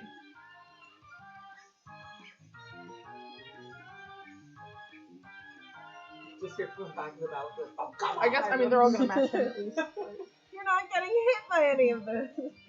I know, but I have to heal everybody who is hit by them. It's okay, I'm actually 1 over my max hit points right now. Good. You're usually the one I have to heal the most. Yeah. Besides Thank God. But, before they can go, Yeah. the shimmer in front of you, Syl, Yep. of bright red light, kind of grows and begins to swirl before it erupts into flame. And there is now just a mantle of flame just spinning in like a 5-foot radius, and it completely engulfs the enemy Oh, in front friendly of you. fire. Okay, great. Oh. Friendly fire isn't a good thing. Yeah, not all. No, like Um, she meant more is like it's The one mantle, on as our the side. mantle flares and just incinerates the figure standing there and sort of drops back down to about 3 feet high. And there is now a figure standing inside of the mantle. It is a somewhat familiar black robe that is you're kind of like seeing the back of. Say if you want their theme for the rest of this fight, sure. I can hear it. What? I love that. I can hear it as soon as she said it. No, different theme. Oh. Because this is going to be. I do some Myra. Oh, oops! I don't know how to spell. Well, I can't read. Who? This is an individual general's theme because there's only one of them that is now transported here next to you. Kind of like half turns around to look at you. You notice the same. The mask is like pure, like virgin snow white, with red markings that just kind of go in different patterns across it. All 4 masks you noticed when you were up there, they all have different markings. That's how you were kind of able to, and they're all very distinct. This one is very kind of concentrated around like the forehead, the eyes, and a little bit below the chin. Whereas like the one who did most of the talking when you were in the temple had like a lot of things like on kind of like on the cheek, sort of like painted up, almost like red sort of paint whiskers. But all of them were different, and this is the one, the mask that spoke to you and transported you down here to begin with. Is just sort of half turns to you and in the sort of disguised voice that the mask gives, turns to you and just goes, no good deed. Thistle, right? This is not Thistle. This Shadowmourne? is Shadowmourne. Okay. But the figure was kind enough to let you know that Shadowmourne is not actually their name. It is simply their name of the weapon. When you ask them their name, they just Didn't answer. declined to answer. Tia identifies with it. But after incinerating that one, it turns back around to make direct mask to eye contact with Chernobog, who just seems to be kind of like looking a little disgruntled upon seeing this figure. The figure just sort of crosses their arms and just goes, broad daylight, mass invasion, you're getting sloppy. Chernobog just kind of like scowls and just goes, stay out of it. The figure just kind of like, you shouldn't be interfering in these matters. Kind of raises up a hand and just sort of like lets loose a white hot ball of energy that is going to catch the 4 people in front. Anybody have any D6s I can borrow? I do! Everyone. Do you need the 2 rainbow. more? Do you need 2 No, more? 8 should be enough. You need 2 more? Actually, wait, yeah, give me 10. She'll cast it at a higher level. You want 2 more? No, she'll settle. No, she'll settle with casting Fireball at a 5th level at them. Nice. Can I use my lady? Haha, this is a villain. Oh wait. Oh no! No, I was about to say no. They're on your side for this fight, but this is someone who's not. They're not gonna be on our side forever. Okay. I thought you meant like, oh, it's a villain. Like, oh, it's one of them. No. Alright. If she does at least 30 damage, then I don't even have to roll fucking checks for them, because it'll kill them anyway. It's 20, 30. No, that's 30. $5. What are we gambling? 40. Am I gonna die this round or not? Reaches up around, grabs mask. Yeah, no. Good way to die. That is. Night. I'm not even gonna make saves for them because that was 46 points of damage if they failed. First one. Yeah, the first 4. She just throws it. It explodes right in the center of them, and just there's just ashes where they were standing, and you can now see like a scowl, but like a It's like a kid who realized that they did wrong.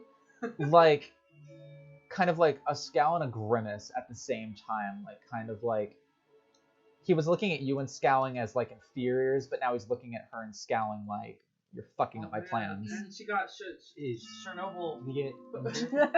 No. Chernobyl. Oh, thank Here you. you go. Did he take any damage?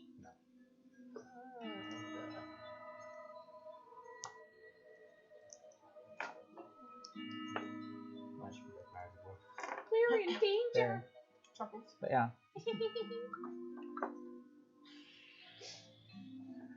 But yeah, she's going to take I don't have a mini for her yet, but she's gonna take That works. 5 steps or 5 feet of movement forward from Syl. And just kind of turns back around at the last minute to Sandra, who is now 6 seconds away from completing her spell. And just kind of like turn to Sandra and just kind of nod, and then turn to all of you and just be like, you kind of look back, and there's probably at least 30 more that are coming behind him. At this point, it looks like they've kind of been able to pen in the Grand Duke and Thalamra for the time being, just because they have so many numbers that they can't really like make a step forward without like 6 spears just like kind of like jabbing at them. So a lot of their forces are swinging back to here, and there's still more pouring out of, it seems, the side of the mountain onto the battlefield. But she just turns to all of you. You should make a retreat. We're trying.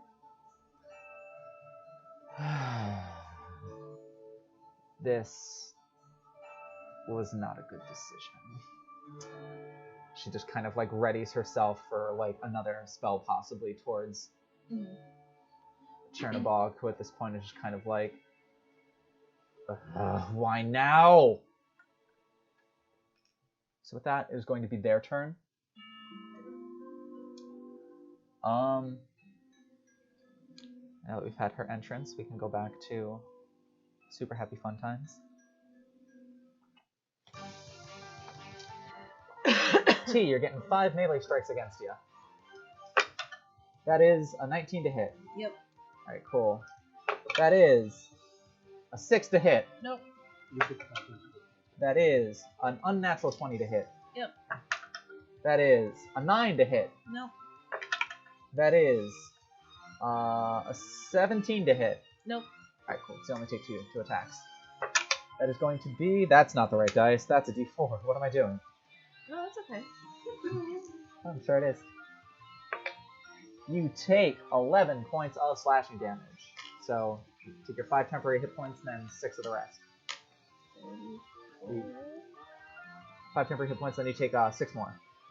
This is 11 points of damage. Yeah, it's 11. So it was 11 minus 5 is 6.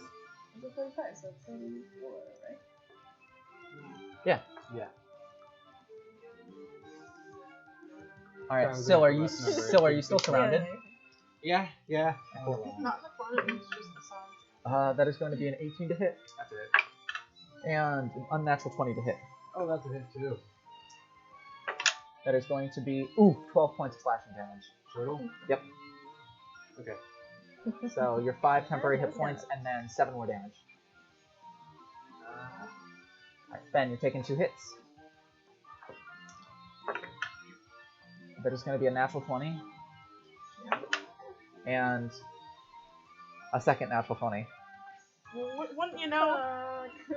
Wouldn't you know they both hit? So the first one hit, not the second one. That is going to be, man, what a bad time to not have a great cleric. Yeah. Or a really good necromancer. Well, you technically have one of those right there, but that's not yours. That's not yours. That is going to be total 18 points of slashing Okay, damage. so You take your 5 temporary 17, hit points, 15, 14, and then you take 13 more on your health. Don't, hold on, wait. Let Audie do this math. The temporary hit points Let me are do this saved. math.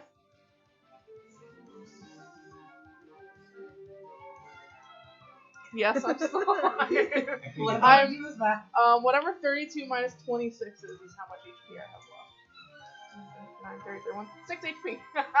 Fuck. You would have, without the temporary, you've been at 1. Yeah. Oh no. How are you looking? Oh, I'm great. For real? Nope. I'm still okay.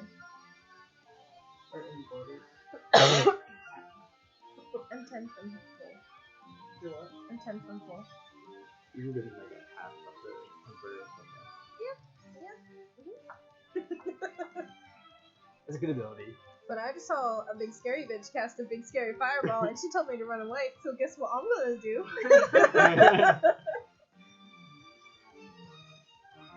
So I got 1 key point left. He's stepping on some wind. It's like running in the air until you get enough Honestly, traction. I think I'm gonna like go back and count how many times I can rate points and just count that total. Alright, Chernobog on his turn is going to kind of survey the battlefield, and his eyes are going to kind of come to rest on you. Pretend to look weak. Look like Kai. I mean, considering I've single-handedly taken down the most villains at this point, I don't know. Yeah, you and Syl have been like, I was about to say. destroying them. Yeah, we have. What happened with? So what you didn't. He is... she would, so he is going to attempt to cast Harm on you. Okay. And not on me? On you. Oh, okay. Great. Upon you see this diseased, awful black energy start to swirl at your feet and begin to threaten to like pierce, like with dagger-like needles through you to inject whatever sort of necrotic poison is prevalent in the spell. As the masked figure is going to attempt to use the reaction to counterspell it. It's really going to depend on how they roll. Why do all of you get seriously hurt, like, at the same time? Gee, I don't know, there's only 50 of them attacking. You ran away. I'm still here. Look over. I can't see Liz, I'm all the way over here. You know how I feel if I was going over. Alright, so the DC for counterspelling something is 10 plus the spell level. So the DC for this would have been 16, as it is a 6th level spell. And she rolled 16. Woo! Woo! So, she saves you from taking 14d6 necrotic damage. So while I'm running away, can I flick a gold her direction? Oh my god! If you would care to, but as you all of a sudden feel like the energy just sort of like freeze, crackle, and then just like flames kind of like burn up from around it and just sort of like and just sort of evaporated up around you. As you can just see, like he shouts a curse. Do you speak Elvish? Nope. I do. Yells a curse in Elvish, essentially just like Elvish for fuck. And then kind of like turns back to the masked figure real quick, and it just. I thought I told all of you pricks to stay out of my business. Before the masked figure just crosses their arms and just. I think you're a little out of your depth here, and you should probably return for the time being. I think you've done quite enough. You are no longer in our graces. And kind of like feel like the smirk from underneath the mask. You hear it in her voice. I was gonna say, yeah, to villains. She's saying that to him, right? Yeah, Oh, two. okay. I was gonna say, you have villainous group number 1 and villainous group number 2 in there, evidently not getting along.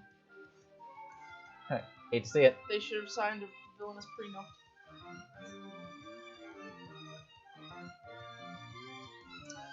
But yeah, with that, the That roll.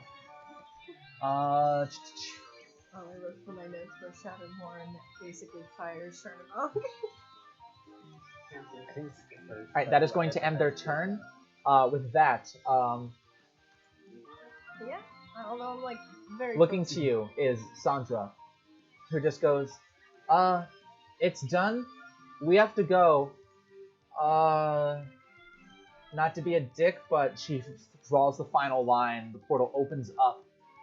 It opens up on where the 3 most wounded individuals were standing, as well as the one who was holding.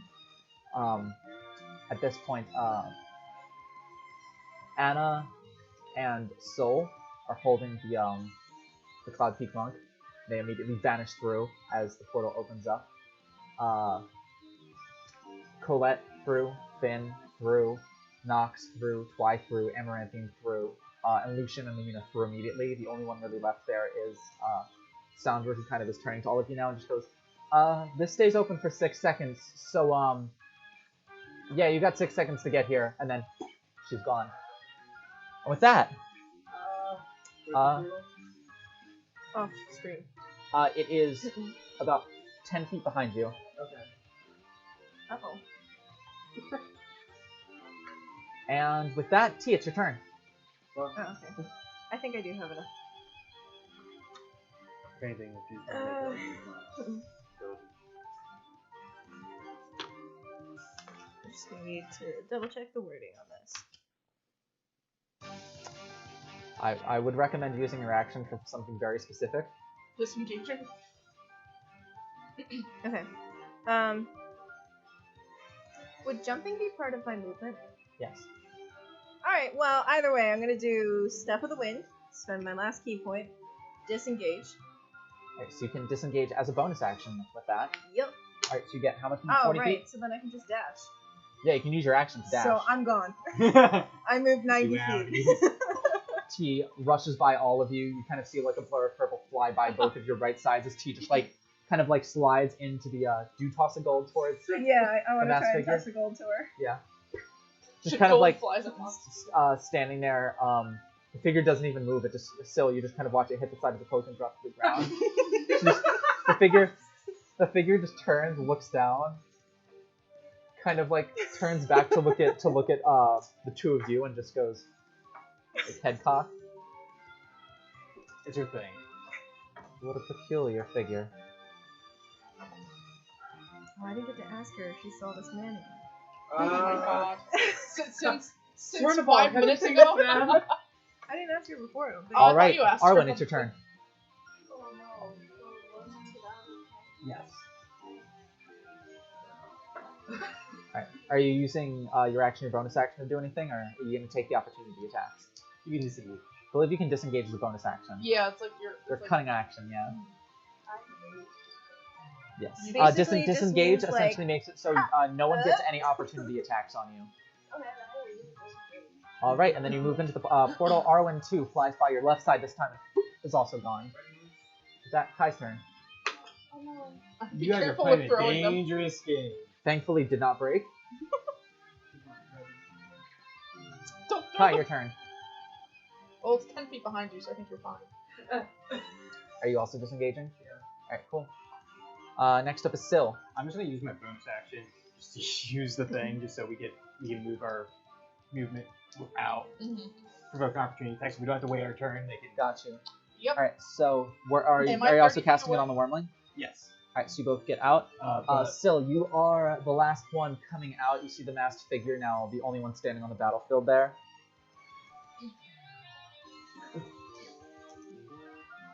yeah, I think he's just gonna.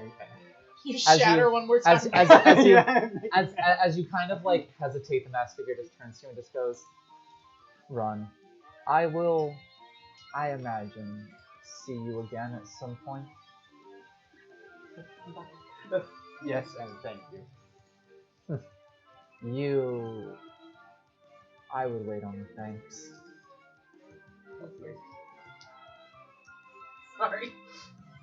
He'll just like say underneath his breath. You got 6 seconds, bro. And then go. Yeah.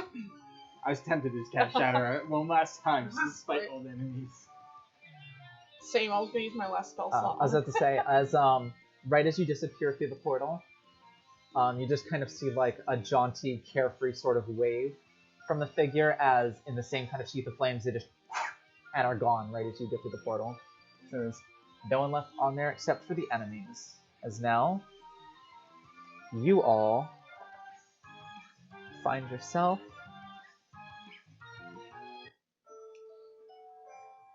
Do you want to take a break before we get Yes. into everything? Okay, But cool, because not- Derek locked himself out. okay. Oh. Give me 2 minutes to get to break. Yeah. You must suffer.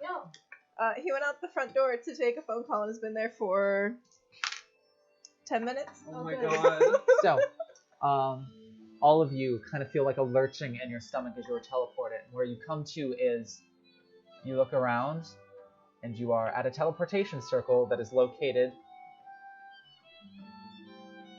in Sandra's office. Oh, thank God. Actually, no, that's not where the teleportation circle is. I was gonna say, that's an awfully It's under tight space Fenian's for bed. like 80 people. You come through, and it is, at this point, already emptied with how quick everyone is moving out. But you come to in a large underground stone chamber that has like steps leading leading up with a door that is still kind of swinging open. You can kind of hear footsteps going up the stairs, having just gotten here before you. As you are now in the basement, the hidden basement, not the cellar that you were previously in, T. The hidden basement of the suites, away from danger, having successfully fended off the guild long enough to see many of your friends get out. All of your friends get out, aside from Well, they were dead on arrival. the Duke and Duchess are still there. Yes, you are now safely in the suites, and that is where we'll take our break because we have some aftermath to deal with coming up. So we will see you in about 10 to 15 minutes.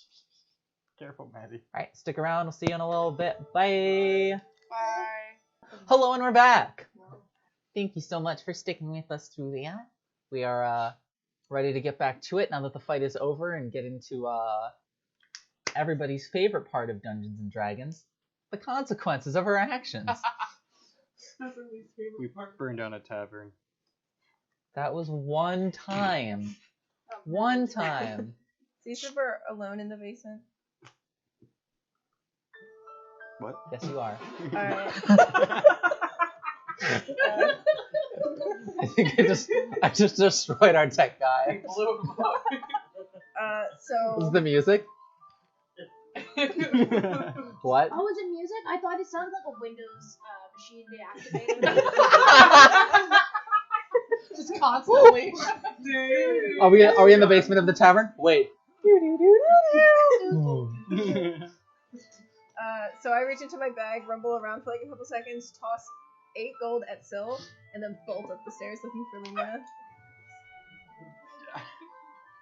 You can like more cough gold. and sputter because I'm like on the brink of death.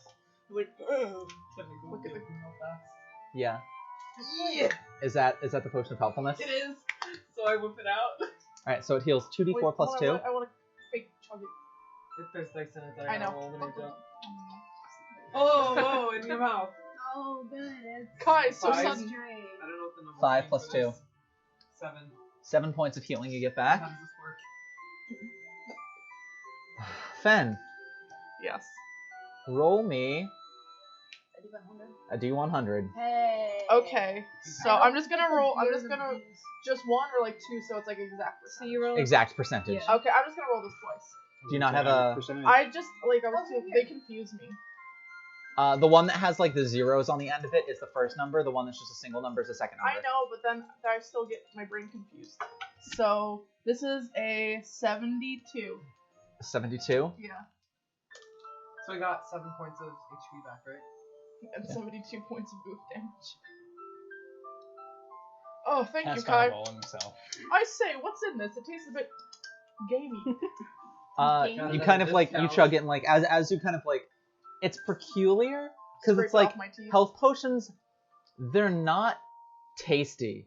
They're really, Gross. really bitter.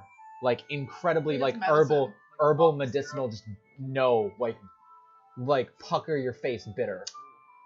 Yeah. Like biting a fucking root. You're just Oh, selling true the bitter. cast more on Yes. But, as you taste this, it's It turns you purple. got a bit of sweetness to it. Maybe a hint of blackberry. Maybe a little raspberry in it too. Kai, I think you gave me Are a. you turning into a grape? Kai, I think you just Yes. gave me a drink. No, I. You notice it. Your veins kind of pulse back to their original color. Everything's starting to heal over, and you're like, this is very interesting. And as you go up to stroke your face, all of your facial hair just comes off in your hand as you stroke your face, as your mustache and like goatee beard just fall off as you are now baby faced. Wait, just his face? Just the face, not the top of the head, just the face. Eyebrows too? No, just mustache and beard, just sort of just like all My came mask off. of many faces, my mustache, and my goatee back. You didn't see anything. Guy's just like wide-eyed, like looking at the bottle. I will Oh, say, I gotta get more he looks things. like really cute and handsome when he doesn't have his like Colonel stupid old Sanders. when he doesn't have his stupid old man facial hair. He's like, oh. It took me months to prepare such a finely groomed mustache. He's just like holding back, like, I'm so sorry. it. You're gonna get murdered in the middle of the night. He He's does still sleep in covering your his room. mouth, even though he like disguised himself. He's like, does anything else feel funny? Still there. No, he would never do that. Well, thank you, Kai. Alright, so 2 went up the stairs. Anybody else going with? I'm going up the stairs after that. I'm like full on running. Oh my gosh. Is anybody laughing at that or like? Wasn't looking. Yeah, he looks back and he just sees that Fenton has his facial hair back. Oh wait, I thought you were. Never mind. But yeah, Never I go mind, upstairs forget it. after the little while. So you go up like a flight of maybe 20 stairs, and then turns, and then up this way a flight of 20 more stairs, and then it turns, and a flight of 20 more stairs, up 60 in total. And as you get to the very top, the door at the top, the landing is shut. There's only one door, and it is shut. Alright, I try and open it. It is locked. I start like absolutely like punching, banging on the door. Jesus. Probably about 30 seconds go by before the door eventually opens, and it is Sandra that you are looking at. Underarm dodge just keeps running in looking for Lamina. So the door kind of comes up in the kitchen. You kind of like run through the kitchen, get to the main bar. Sandra's just like, wait, we should probably discuss. You get to the lobby, and in the lobby, fuck me, the tavern. Woo! Running in their hallways. Yeah, no running in Mr. Mosby's hallways. You would notice. So, that's 1, 2, 3, 4, 5 that are gone. You would notice sitting in the tavern has no patrons in it right now. There's no patrons, the doors are closed, and there's like a board over the doors. The shades are kind of drawn too. Seems that it's been closed up for the time being. But sitting in the main portion of the tavern are Amaranthine, Nyx, Liari, Lucian, and Lumina. You mean Nox, right? No, Twy. Nox is the one who lost his arm. Oh, you said Nyx, that's why. Nox. Okay. And she's sitting. Who, Lumina? Yeah. Lumina is standing, kind of like talking to Lucian and to Twy, kind of leaning up against. You can kind of see now the beginnings of like a black eye coming in, like a cut across one cheek. She has bandages wrapped around like both parts of her arm here and her forearm of her other arm that have like a little bit of blood soaked in them. And then another one, as she's wearing her wraps, which are similar to yours, another set of wraps, like around the abdomen, is there's like blood coming through right here on this one too. And then another one on the upper part of her right leg, there's blood coming from that one too. Looks like she had a rough time in the fight, but just about everyone who's standing there is kind of in the same levels. She's already done with hers. She's kind of like helping Twy get into hers at the moment, like kind of wrapping up a couple of things. And at the next table over is Amaranthine and Liari, who are kind of like bandaging up some cuts now and putting like some salves on it and other things. So I would wait until she's like done with the bandage and her hands are empty, and immediately run up to her and give her like a super tight hug, trying to mind her wounds and like bury my face in the crook of her neck for a couple seconds and like linger there for a couple seconds before pulling away and be like, alright, what the fuck? It is good to see you too. There is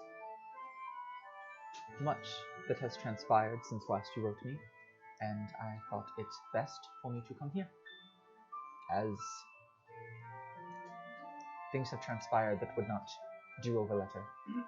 Certainly not when a letter can so easily fall into the wrong hands. Immediately switches to premortal. What about Rosalie?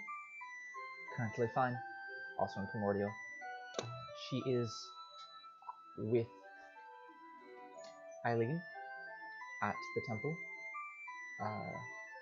and there are about 6 of the city guards that man the general area that she is in at all times, but she is currently under the direct care of Eileen, so I do not believe you have any cause to worry. There is simply something that urgently drew my attention outside of the village. Well, we definitely need to talk, but I guess We need to fix. certainly do, but perhaps after a little rest. I was not expecting to come into that, and I was certainly not expecting to lose all 5 rescuers that I brought along with me. But that seems to be how things have gone. It was quite a bit more of them than I expected. I had no idea that anything like that was happening. Fixes both. I came here looking for you, and the tall Ganassi, who looks like she is not a Ganassi, said that she knew you and said that you would be back soon, and so I stuck around with her. And obviously she seems nice enough, and so when we stumbled upon her house in ashes, I thought it best to provide any help that I could, but did not realize that it would draw me into a full-on war. But I suppose these things happen. Baldur's Gate seems like a... Yeah, Baldur's Gate seems like an exciting place. I can see why you like it. That's not the word I'd use for it. Well, it is good to see you are safe nonetheless. Yes. It has been quite a while. She would kind of like tuck a stray hand, strand of her hair behind her ear, and then like take a step back so she could like help her finish up. She continues kind of like wrapping twine and everything. What else is there? Lucian kind of like looks over to you. He's kind of similarly like beat up, a lot of like slashes, gashes, piercing. It's kind of like looks up to you and just goes, "Well fought. Thanks for that. That was fuck. Agreed. Yeah. I do not envy when my brother puts us in these situations." Wait, brother?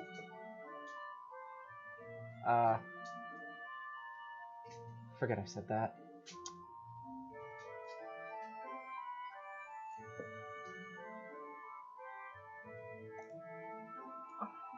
Tia just shakes her head, very confused. She's not smart enough to deduce anything there. Sandra kind of walks in next. Everyone else is coming up the stairs too, I would imagine, at this point. So kind Fenion's out of breath. Yeah, come up the stairs behind. Sandra just, well, glad to see that all of you got through.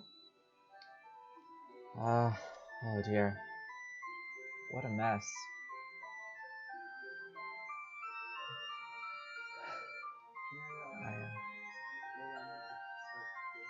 Yeah, certainly. You don't have to roll anything for it, you can just spend a couple spell slots doing things. Well, I don't suppose any of you have any idea what exactly happened. Nope. I mean, you arrived there before I, but that was, Oh, am I there? Like, did she come out into the... Yes. Okay. Everyone is now into the main part of the tavern now. Okay. All of you, as well as Sandra and the 5 that were sitting there originally. So, I guess so. Apologies for being a little tardy to the party, as it were. I didn't know that's how we were spending our morning. Well, we didn't expect that either. Have you seen Gab, Kat, and Luna and all of them? They went off to... Well, we only found that whole scene because we were following a trail of blood from their house, and they followed the other trail. I was about to say, at this point, Lucian would speak up and just... yes, we kind of, after we discovered Colette's house in that state, there were 2 of them sticking around to loot and kind of cut them down. And one of them, heavily wounded, kind of ran off deeper into Dust Town. The other ran off, seems, towards where the main part of the army was, and met up with a couple of allies along the way, and we kind of fought our way through down into that basin, which was evidently not a very good idea, but... Well, how were you supposed to know, obviously? Yeah, there was, to be fair, no one in that basin when we got there, and then 2 or so hundred started pouring out from, I suppose, a secret entrance to one of their lairs built into the side of the canyon, so... guess we know that's there now. That's a lot more people than I expected to be in the guild. I knew their numbers were that many, but I didn't expect all of them to be ready for full-scale combat when we led our... I mean, I felt fairly confident in us having, 20 members going deep after 4 or 5 of them, but to be outmanned 10 to 1 is a little excessive. That's for sure. Kind of turns towards Sandra and just goes, "How are they?" And just kind of, the monk that you brought back has since passed. I think was dead before the teleportation circle was even drawn. I have Colette in a room separate, kind of a couple of healers attending to her, since we've already gotten word up to the palace and the academy. Rain is in another one of the rooms. The wounds were also very severe. Should pull through. Same with your friend Lorcan. With that, also in the room is an Austriana and Sol are both kind of like sitting at like another separate table too. Though they're not as beaten up, it seems like they did not readily involve themselves with the fight, as they don't quite have any combat capabilities. Rare change of pace. Your friend Lorcan also looks like he's going to pull through. He's in a separate room. Kind of turns towards Twy. Your brother is, well, we were able to stop the bleeding, but lacking half of his arm, which is certainly going to be an issue, though there is someone I wish to talk to about that. And finally, Lucian speaks up again and just goes, "And what about my His Majesty?" Rough. We are going to do what we can. Just kind of bows her head and just, what, there were bodies, losses were sustained, and Lumina speaks up and just goes, "With the monk that passed, that we brought through, I do believe that is all 5 rescue guards that I brought along that have since perished." Amaranthine speaks up and just goes, "The prefects for the Spirit Healing House, as well as the Zodiac House, were also cut down in the action, so the Academy for the moment is operating with 3/5 of its prefects, I suppose." It just kind of seems like still kind of like tears stained on her face, is, not a happy moment. Sandra just kind of like, shit. Shanabog, what is that asshole thinking? Beginning combat with the Academy like this is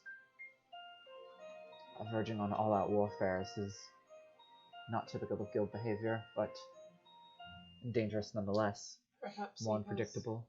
an additional source of power now. How do you know him?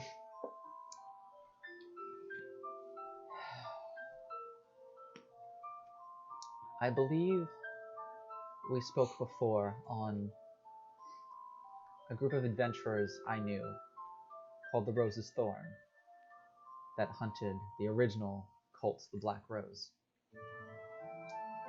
And when it culminated in the summoning of one of the champions of Baal in this city. That was, don't quote me on this, but I think it was like 23 years ago at this point was when it happened, because you all have read about, well, a couple of you have read about that in books already. So when that happened, the reason things went so haywire, they were so intense when it happened, but unsustainable, was due to a miscasting of the summoning of the champion. There is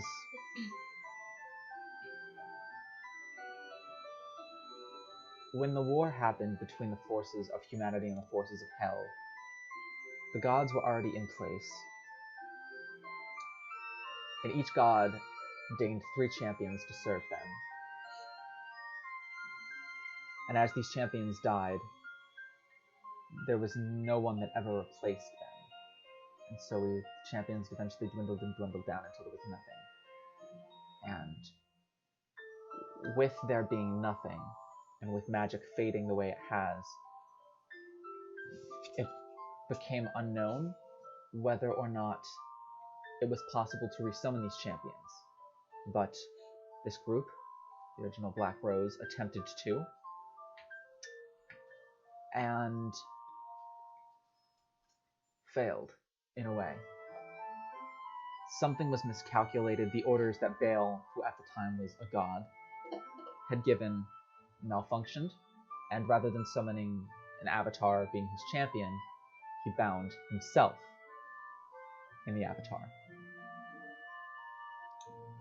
And so when he was defeated, and it was discovered that he himself had transported to the material plane and wreaked that sort of havoc, was when he was stripped of his godhood. And that was when...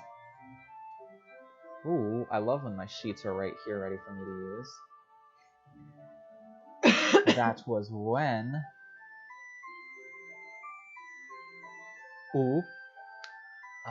Umberly took his place as the goddess of the Grey Waste, which is one of the 16 outer planes.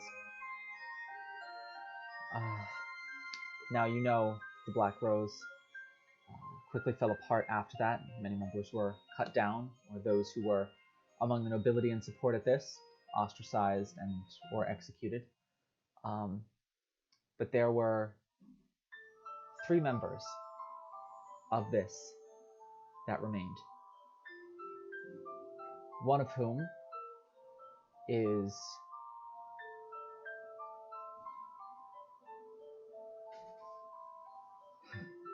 a man who has long since fled, whose name is still unknown to history. Very little was known about him. The second was a woman who serves as one of the 2 leaders of the guild. And the final was Chernobog, who you met today. Unfortunately. But it appears that while they continued to serve Baal even after his exodus and execution, they have now decided that what would appear they are no longer content with staying quiet, so maybe they intend to surpass the god that they once worshipped, thinking themselves better or what have you, but it seems that the guild is about to take a very different direction, as it were, which is troubling. They were always a pain in the ass, but they were typically a very predictable pain in the ass. The unpredictability makes them significantly more dangerous.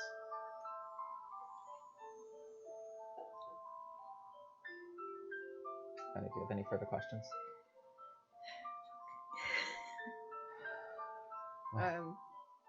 I guess during that, while like mostly checking out, because like T was hoping like for a shorter answer than that.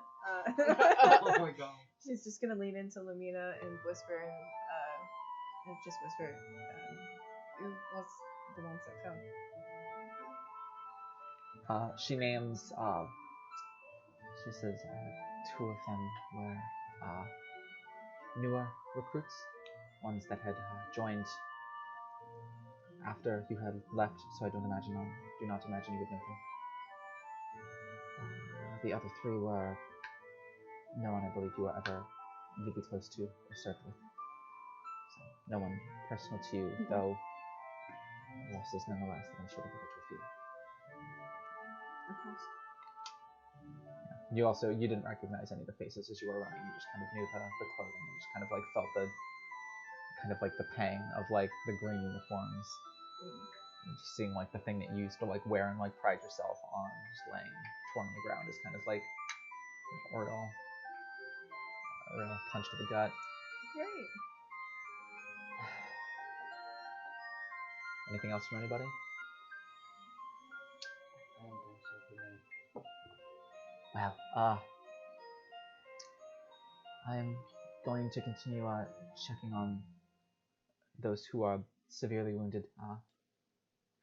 I would advise you maybe take it easy for the rest of the day, as I think we're going to need to wait a little bit for things to calm down. So you can take maybe a light walk if you wish, but I would not stray too far from the tavern for the time being.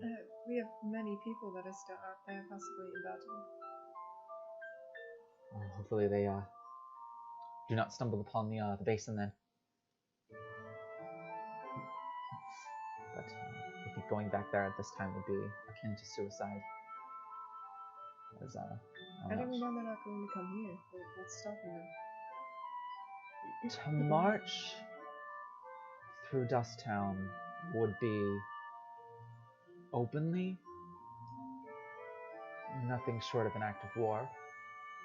At that point, they would be looking at the consequences being probably 800 or 900 members of the Flaming Fist marching through the gates directly at them, and as numerous and strong as they are, well, as numerous as they are, I'm sure you encountered that open combat is not necessarily their strength.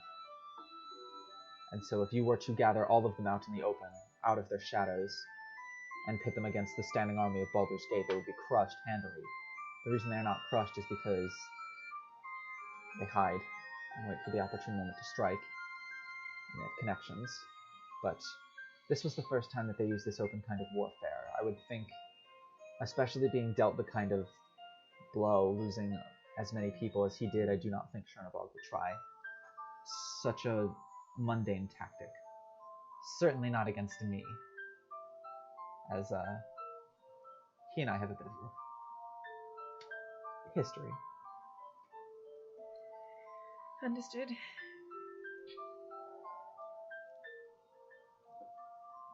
Well, I'm going to check on the wounded.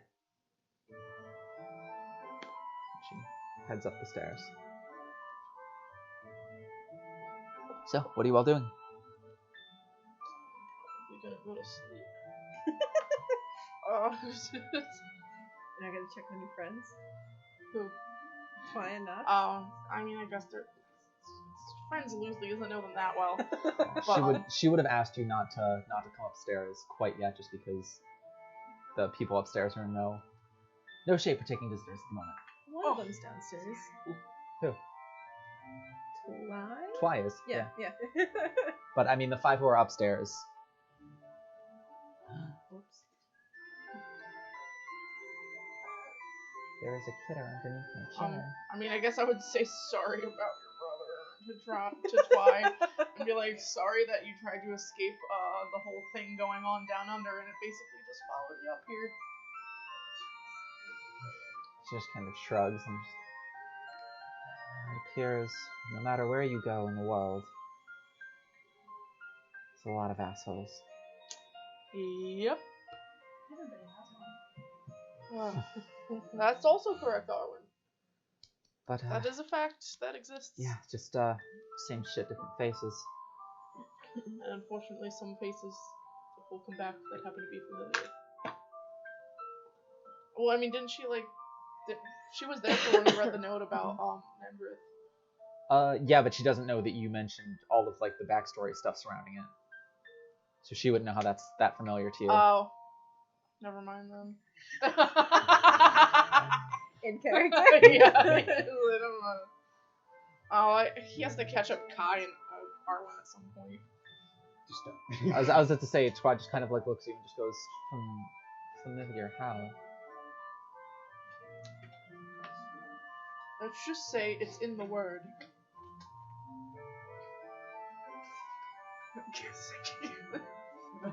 And the word family? Family.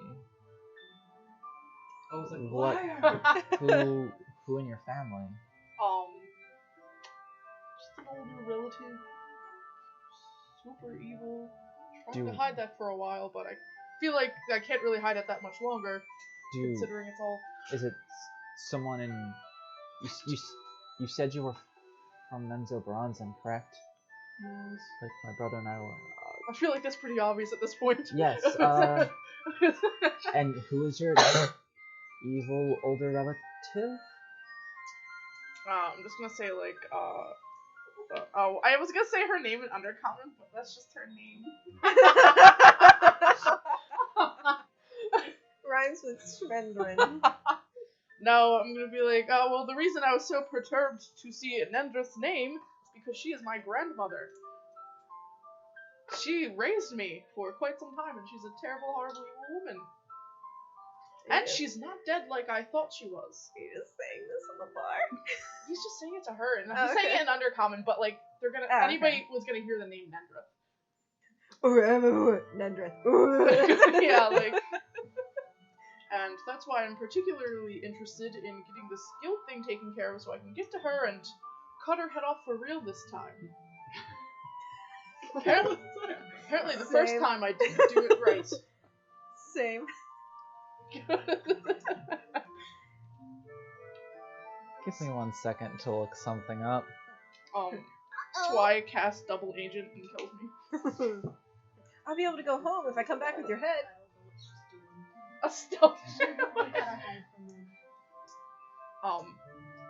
Well no, she's probably, isn't gonna trust me and thinks that I'm, like, shady or something now. She's gonna be, like, putting a lot of dots together. Heads, it's good. Tails, it's positive. It's positive. It's gonna be positive. Positive for what? Positively not going to kill me. There's a lot going on and I'm scared now. Oh. If that falls, it's gonna mark the table like mine did.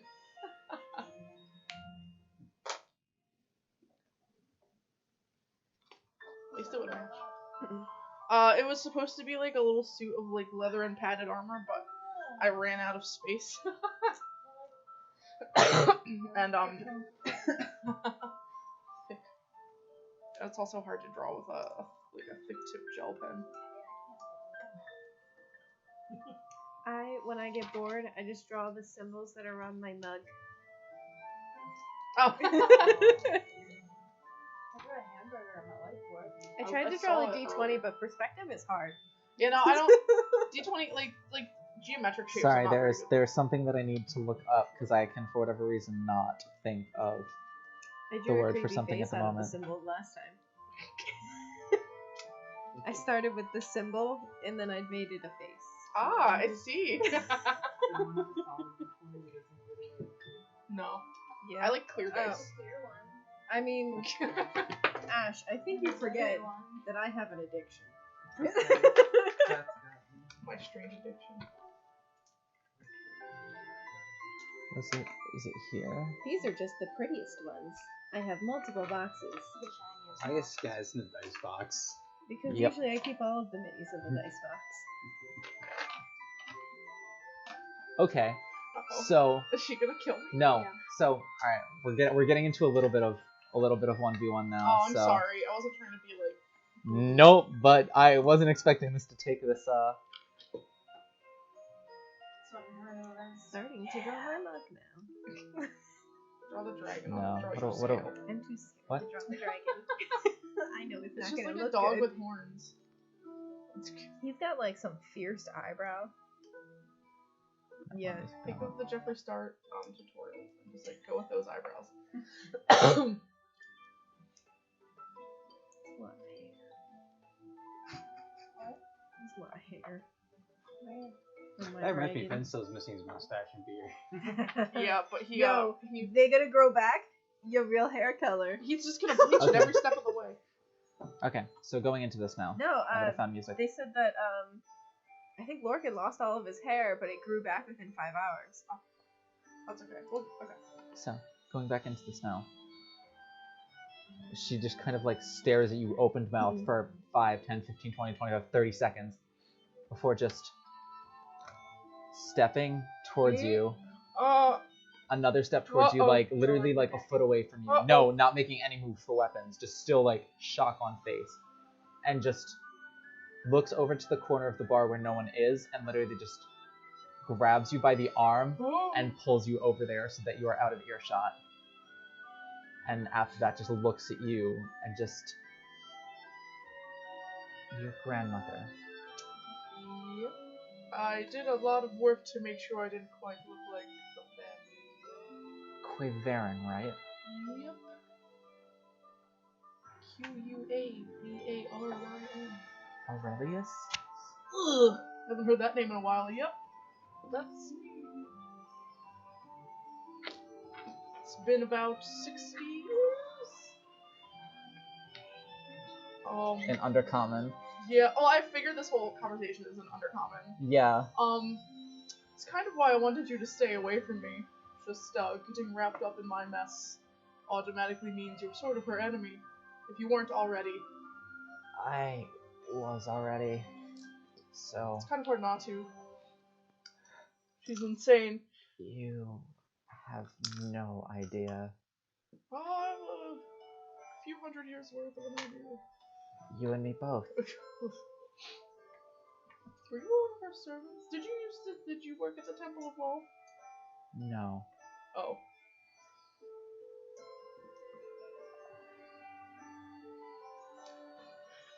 What? I'm going to tell you something.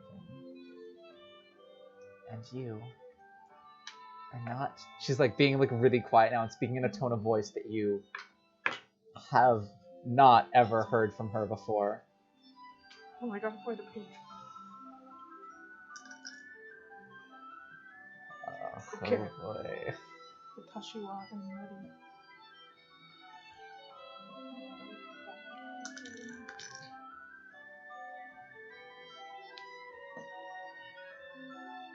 I knew who you were from before.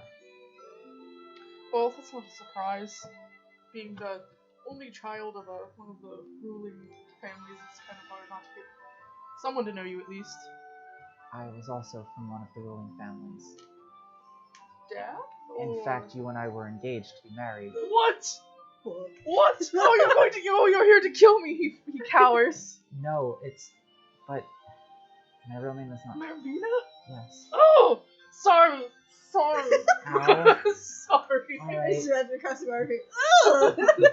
A little rude. I don't think I'm quite that repulsive, but no, don't thanks. take it personally. I heard a lot of scary things about you. Most of them were made up. Oh, well, that's nice to hear. I'm sure many things you've heard about me are made up as well. So it would seem. There's Ooh. a lot of talks of, no offense, you being some sort of spineless coward that stayed hidden up in your family's shadows, but Oh no, I was sort of beaten into submission into the shadows after she killed my mother.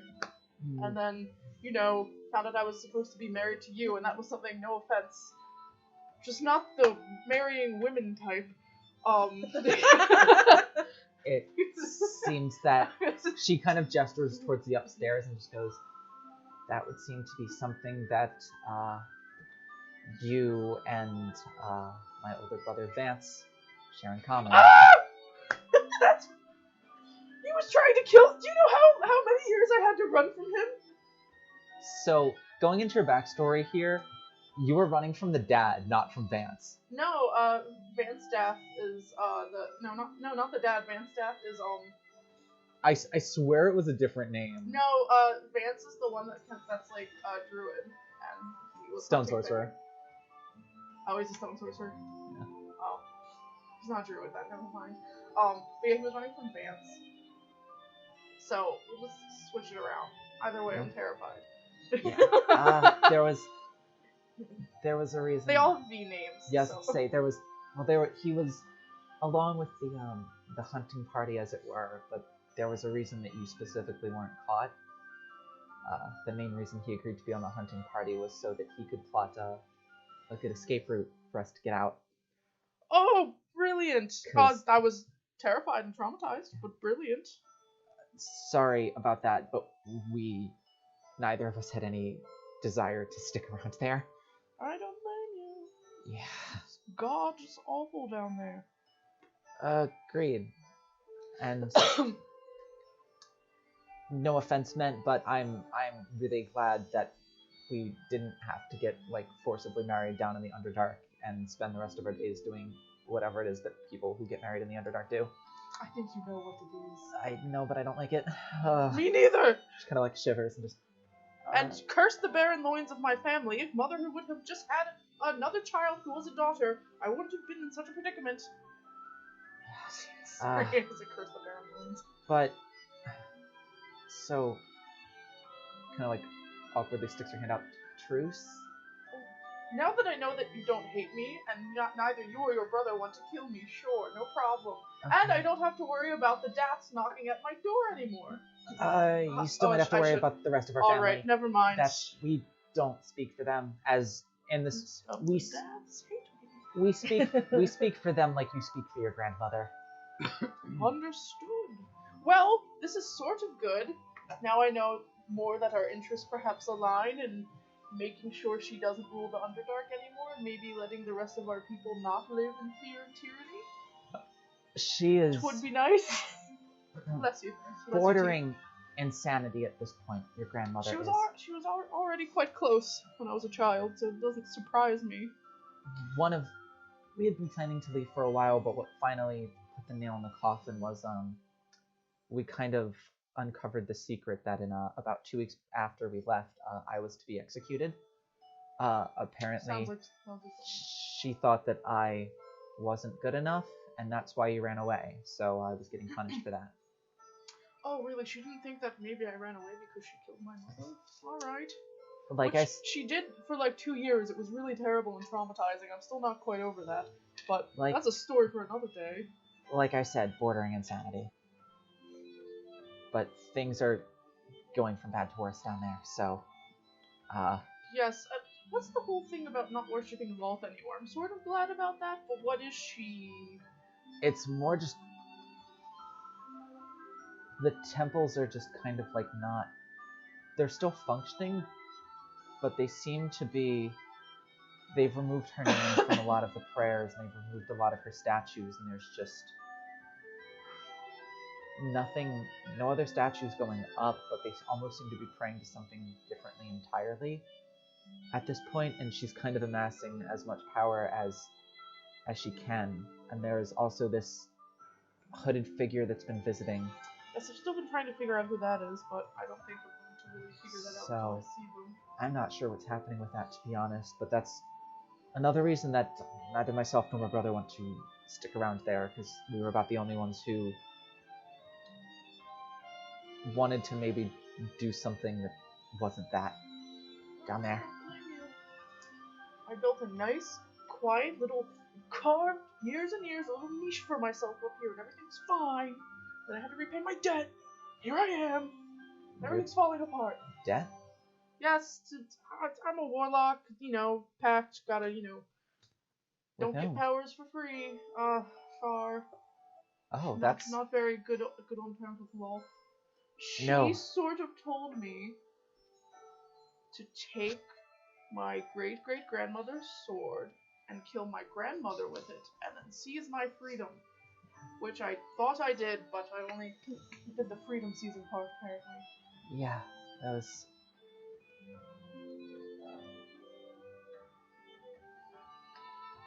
Is she gonna tell you this or not? Roll the d20. 17. 10. 17 is a Well, it was 10 or above was a yes, and 9 or below was a no, so... It was actually the strangest thing. How we got out was, we almost got caught right at the start, but then there was a voice that was calling out to us, just like in our own heads, but it called us... It was dark, but a little strained and weak, and it called us into the central temple of Lolth that exists in the center of Menzoberranzan. And after it called us in there, it called us up to the altar, and then a passageway opened up from underneath the altar, and that is how we got out of the city itself. But I'm not... The only thing we've been able to think of was it might have been Lolth herself that was helping us, but then why Sounds fake. why help us escape from the city unless Lolth too is scared of what Nendrith is doing? But for a god to be scared? What do you have to do to scare a god?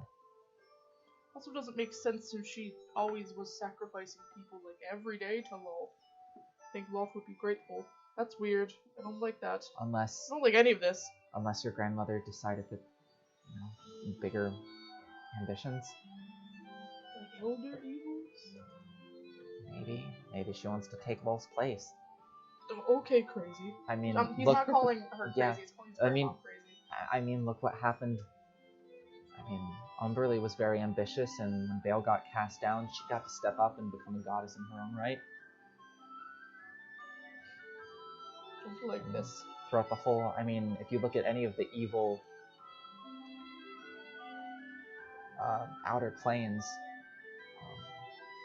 Asmodeus has never been one to tolerate weakness. Asmodeus is the leader of all the Yeah. other things.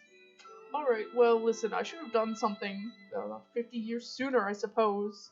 But I can't really do much in my current state. I'm not very strong. I was hoping to have a little bit more time to get powerful. I sort of always envisioned myself rushing down there valiantly with an army, killing all the bad people. Good people get to live. And then the Underdark doesn't just indiscriminately kill men.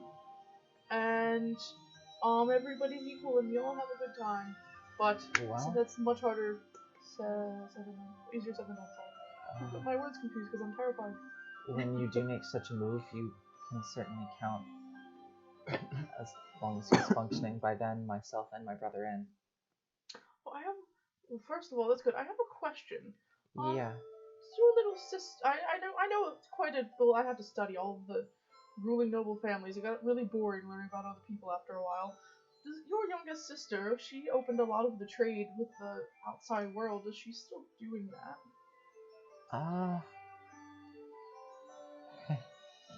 Can she be swayed, or? Because I feel like that would be a really good advantage. Vance is working on a spell that would allow us to send a message to her across long distances. But the last time we saw her was about 12 weeks before we made our exit. She was piloting a run from Menzoberranzan to the underground, essentially the portion of the Underdark that runs right underneath Waterdeep, to where, if you are familiar with, I believe it is called, I forget the name of the mage who built it, but the Dungeon of the Mad Mage. I don't know if he would be or not. References. You probably wouldn't be, but she said that she was going to head to there, and they were going to go to the topmost level, and almost in the basement of Waterdeep, do some trading there to open up a trade route with Waterdeep. But she packed almost all of her belongings for the trip, which was probably a little more than necessary. And I think she's coming back. when we both said our goodbyes to her, and she said farewell, and I said I will see you soon. And she turned to me and smiled, and the last thing she said to me was, I highly doubt that. Alright. And she left. So I think she might have done what we did, only a little bit sooner. So I imagine she's not in Baldur's Gate, certainly, but I think she has gotten out of the Underdark altogether, I'd imagine. Well, that's one less death that hates me. Yes, and true. To think of it this way, most of my family is dead, other than I think my great aunt might still be alive, but she's a bit of a nutter too, so don't really have to worry about her. She just likes to make potions. Well, it's just big, terrifying grandma, and I don't really know if grandfather and my dad are alive or not. Something tells me they either fled or they got beaten. No, I said beaten, Arwen. Probably about 45 years ago, your grandfather Within the last 2 or 3 years, she had her father executed as well. Oh, I'm sorry. it's alright. I honestly didn't expect him to live through that. She always resented my father. She resented all men, really, so it doesn't really surprise me. Yeah, she was, Anybody who To who be- isn't her, she's not particularly fond of. to be entirely honest, when I wasn't exactly excited about becoming, in-laws with her, as it were, the only thing that kept any of my spirits up was, she was a terrible person, and with how many negative things she said about you, I had figured that you were probably the exact opposite, which at least gave me some sort of hope that if I was going to be forced to spend the rest of my life with someone, they might have been at least a decent person. Well, I'll take So- that as a compliment. I don't think I'm too bad. There were worse people down there that I could have been forcibly married off to, so that's a compliment. Well, now those are things we both know about each other. Who would have thought I would meet my ex-fiance? Oh, I'm joking, of course. And her brother, who I was absolutely terrified of. I still have nightmares every now and then. You know, them on the dire wolves chasing me down. I'm screaming and crying, trying to get away, and I just barely got away. Well, now I can just lock that away in the memory vault. Alright, well, And trying to remain positive in this increasingly glooming situation. it's, I need a drink. Kind of walks up to the bar. And he's just gonna like drop his disguised self and he's clean shaven. I guess I don't really need to hide anymore. She just kind of That turns part. back. She kind of turns back around, just sort of like that looks a little more familiar. Kind of sighs. You know, almost a shame you're gay. Just kind of turns around and I'm walks away. not. He says that in common. Just for the record, I'm not. She But said it in thank you. undercommon. Oh, okay. Sorry, I got my languages confused. And he says back in undercommon. For the record, I'm not. You're a fine woman with woman shapes. And Wow. I'm tired from the battle. What am I thinking? She just kind of looks at you and just goes, I need 2 drinks, and then turns around Oh, and one goes for back. me, thank you. And So, anybody else? What are we doing? anybody else want to reveal some backstory? At some point, I'm going to go to Lamina and be like, no. What?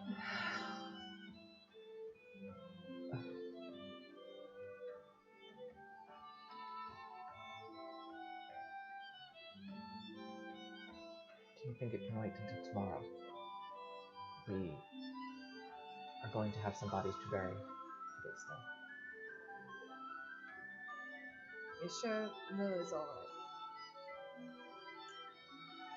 With the people that I have surrounding her, I do not think there's anything safer. And I guess, let me know where I can help. Keep in mind, these would have to fight through 6 of the top city guards that we have, as well as personally cut down Eileen in order to get to her, so... I pity the man that tries to go up against Eileen. You and me both. With that, there is a, on the door of the suites, kind of, Lucian kind of like peeks out and just goes, He turns back to everyone else. Twins. We're letting them in. Yeah. He goes and lets in. And Aqua and Knight kind of stroll in looking sweaty and dirty, but not too bloody, as they are both just kind of let me find, yeah. Oh, this is gonna be bad. As they're both just kind of like sitting there. Knight specifically is like kind of like her outfit is just covered in soot. Just kind of like brushes a little bit off and just goes, looks up and sees everybody like in their bloodied state and just goes, "Well, looks like your day was as fucked as our day." So, That's why he says that. what happened to you? Massive horde of guild troops killed many. Barely made it out. Oh shit, we were hoping they were kidding when they told us that. I want to slit one of their throats, and now it's on me. Cat took a small battalion and started leading them down there because we got word that was a possibility, but I guess we know it's more than a possibility now. That'll be interesting. Was there anyone down there when you guys left? The big asshole and the woman asshole. Duchess Delamra is quite nice. Talking about Duchess Delamra. Wasn't that one? It's another one. Oh, you mean the evil people? Yeah. Oh, the Chernobog and No. and Morn, Night Morn. The grand asshole. Oh, Grand Duke, whatever the fuck. Yeah. I thought Grand- we were talking about the bad guys. Brightbane. Brightbane and Thalamra were down there. Grand Duke Bastion was down there? Yes. That one. Yeah. Bastion Brightbane is his name. Yeah. Brightbane is his You last got name. it right. You can just like so both of them just look at each other, and then upon hearing, Lucian just kind of steps forward and just goes, "Are we down?" Yeah. Hello, sorry for the technical difficulties, but we are back now. We're gonna pick right up back into it. I believe where we left off, it was the Lucian just kind of looks at the twins as they say that and just goes, "Bastion is down and with." Oh, fuck! This is gonna be a mess. And the twins just kind of like shrug, and Lucian is just like, "Oh, I hope they don't kill each other." How did you even find out about it? Who? Bastion. Like, how did you know that they were down there? I was down there because we had heard that Colette had a meeting with a higher profile member of the guild. And so I tagged along because I had been in her office that night, the night before, just going over some strategy things with her. And? No, I'm kidding. And I offered to come along, and I let my uncle and my mother know where I was going. And so must have just sent word when they discovered that things were getting out of hand. I mean, it did not help that one of the buildings burned down was within city limits, and kind of like looks over the twins, and the twins just don't fucking remind me to wade through a fucking puddle of, and this isn't Night talking again, I had to wade through a fucking puddle of guild members just to fucking get to the house. It's like 20, maybe 25 of them dead.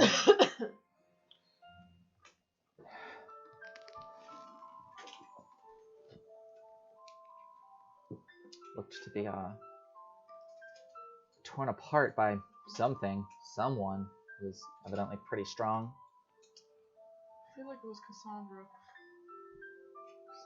that tore them up. Well, we noticed like the long sword and like other weird weapon shape that like No, tore up a bunch of them. this isn't the fire that was inside the city. Oh, never mind. I was gonna Sorry, say, I got confused. Cassandra is. Oh, fuck, Cassandra. I don't Oh, know why I okay. keep thinking it's I Cassandra. was like, am I forgetting one of my own NPCs, or is No, there I no don't one know why named I keep Cassandra? thinking it's Cassandra. No, it's just Sandra. it's just like it's a fancy way to say Sandra. Mm-hmm. Sandra. But yeah, the Aqua, do you still have the records? And Aqua kind of like pulls a little scroll and just goes, yeah, it was a small house belonging in the docks to Fendian Room. If we know who that is. He's just gonna like pat your My shoulder. house is Fendi in ruin. Well, And that's what this is. It's a long campaign. story short, my rent was pretty cheap, so we'll just have to bother the landlord for another property. Whose hand was that? You move in here. Was that yours? Temporarily to lay low. I was planning on moving back to the bookshop. Good thing I moved all of my shit out of there. I don't know where Gerda's going to go. She's going to sleep in a gutter. Well, that's we had talked to some of the locals, and they said there was a huge fight where there was a very large woman. They couldn't see whether Oh, that's maybe her. maybe Furbolg or Goliath or something, but either works, honestly. She's pretty big. what is she? She's a purple. Well, I know that she had some monk training. Then she sort of switched to they said just tavern there brawling. there were some people, and as they were ready to set the fire, she just threw herself out of one of the front windows, and kind of came in with a flying clothesline that apparently broke 4 of their necks at once. Yo! Gee wishes. And she was finally subdued. Though final body count, she was able to kill 27 of them. Oh, that's my girl. And new heavyweight champion of the world. But there's not much house left, unfortunately. And I was renting, so. And a couple people that were watching from out of the window said that there was about 15 of them in total. Finally, when she was subdued, that surrounded her and appeared to find some sort of poison that acted as a drug, and took her away along with another figure that was there Was as it a well. Man? A green man? Best we could figure, a male sounded like maybe a Triton. Ah! Ah! We have to get them! We have to get them! We have to get them right now! No! I don't have one. Gerda's my girlfriend. Oh. We have to get them. Big for you.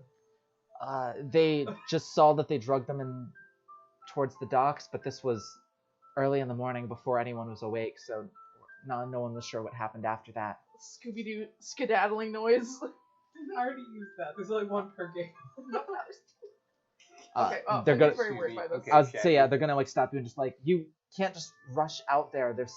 You're gonna be really outmatched. We need to gather information Okay. first. Who are these people? Gerda's my longtime friend. Okay. And the Triton, his name is, I forgot what his name is, so I renamed him in one of my other backstory pieces, so I renamed him Cinderon. His boyfriend. And he's a close friend of mine. We worked at the fishery together. Kind of looks like Grow up! He comes to visit every now and then when he's not at home with his family in the I was deep about of to the say, ocean. leaning over to you, Lumina and Primordial just goes, they're fucking. T just close friends. With benefits. And actually, His skin is like seafoam, and his hair is like kelp. Did you say that out loud? Did you say that out loud? Yes. As you say that, Lumina will turn to you again, and Primordial, like much lower, just goes, so does that make us close friends then? I knew it! When you were like, snuggling up to her. something like that. Anyways, they're very important to me. No. They're pretty much the only 2 connections I've had since I came up into this world, and they're very near and dear to me. So, it is rash to rush in right away, but the sooner I can help them, the better. I don't want them to die. Yeah. Especially because of me. We will definitely get right on that. We can have people looking, because obviously this is going to be a mission that needs to be resolved as quickly as possible. T's actually going to like move the hand that was on your shoulder and like very gently rub your back. Oh, thank you. We'll find your boyfriend. Thank you, it's Kai. okay. Oh, it's T. Thank you, T. She does say that. He doesn't disagree. With that, He's too busy grieving. I'm sure the twins kind of turn to you now and just, I'm sure Kat will be back eventually. Just give her a little bit. She's in the middle of something now. It's not. No, she's leading a battalion to the base. She led a battalion to she kind of invoked some of her history in her past to rally forces there as quickly as she could. So Yeah, I look forward to that. But also apparently her, well, Bastion's down there, and they haven't seen each other since that thing. So, yeah, just be ready to deal with that. You're dating someone with daddy issues. I'm too young to die. You're Aren't we all kind of? you're a braver. Aqua just you. Aqua just like genuinely looks in your eyes and deadpans. You're a braver boyfriend than I am, and just walks away. Guy just goes into the corner to scream. He doesn't. You just like you leave the bar, close the door, and then in the distance just start. Wait, yeah, I'm Welcome. gonna do that. And with that, the twins kind of like look over and kind of see Amaranthine there, like tear-stained face, and she goes, what's up? And then just kind of like looks up and just shakes her head and just goes, like, were the other prefects with you as well? She kind of nods. Aqua's just like, are they? Shakes her head, and two of them are just, they all kind of plop down together and just kind of like are talking very softly. The two other prefects are dead. The prefects right. for the Arcane Zodiac and the Spirit Healers. No, okay. Yeah, rip you, right? Guess I'm Baldur's Gate for nothing now. Correct. I mean, you could become the new prefect. Level 4 prefect.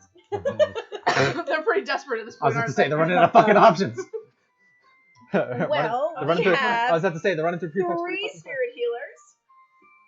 2 of them started yesterday, so One of them.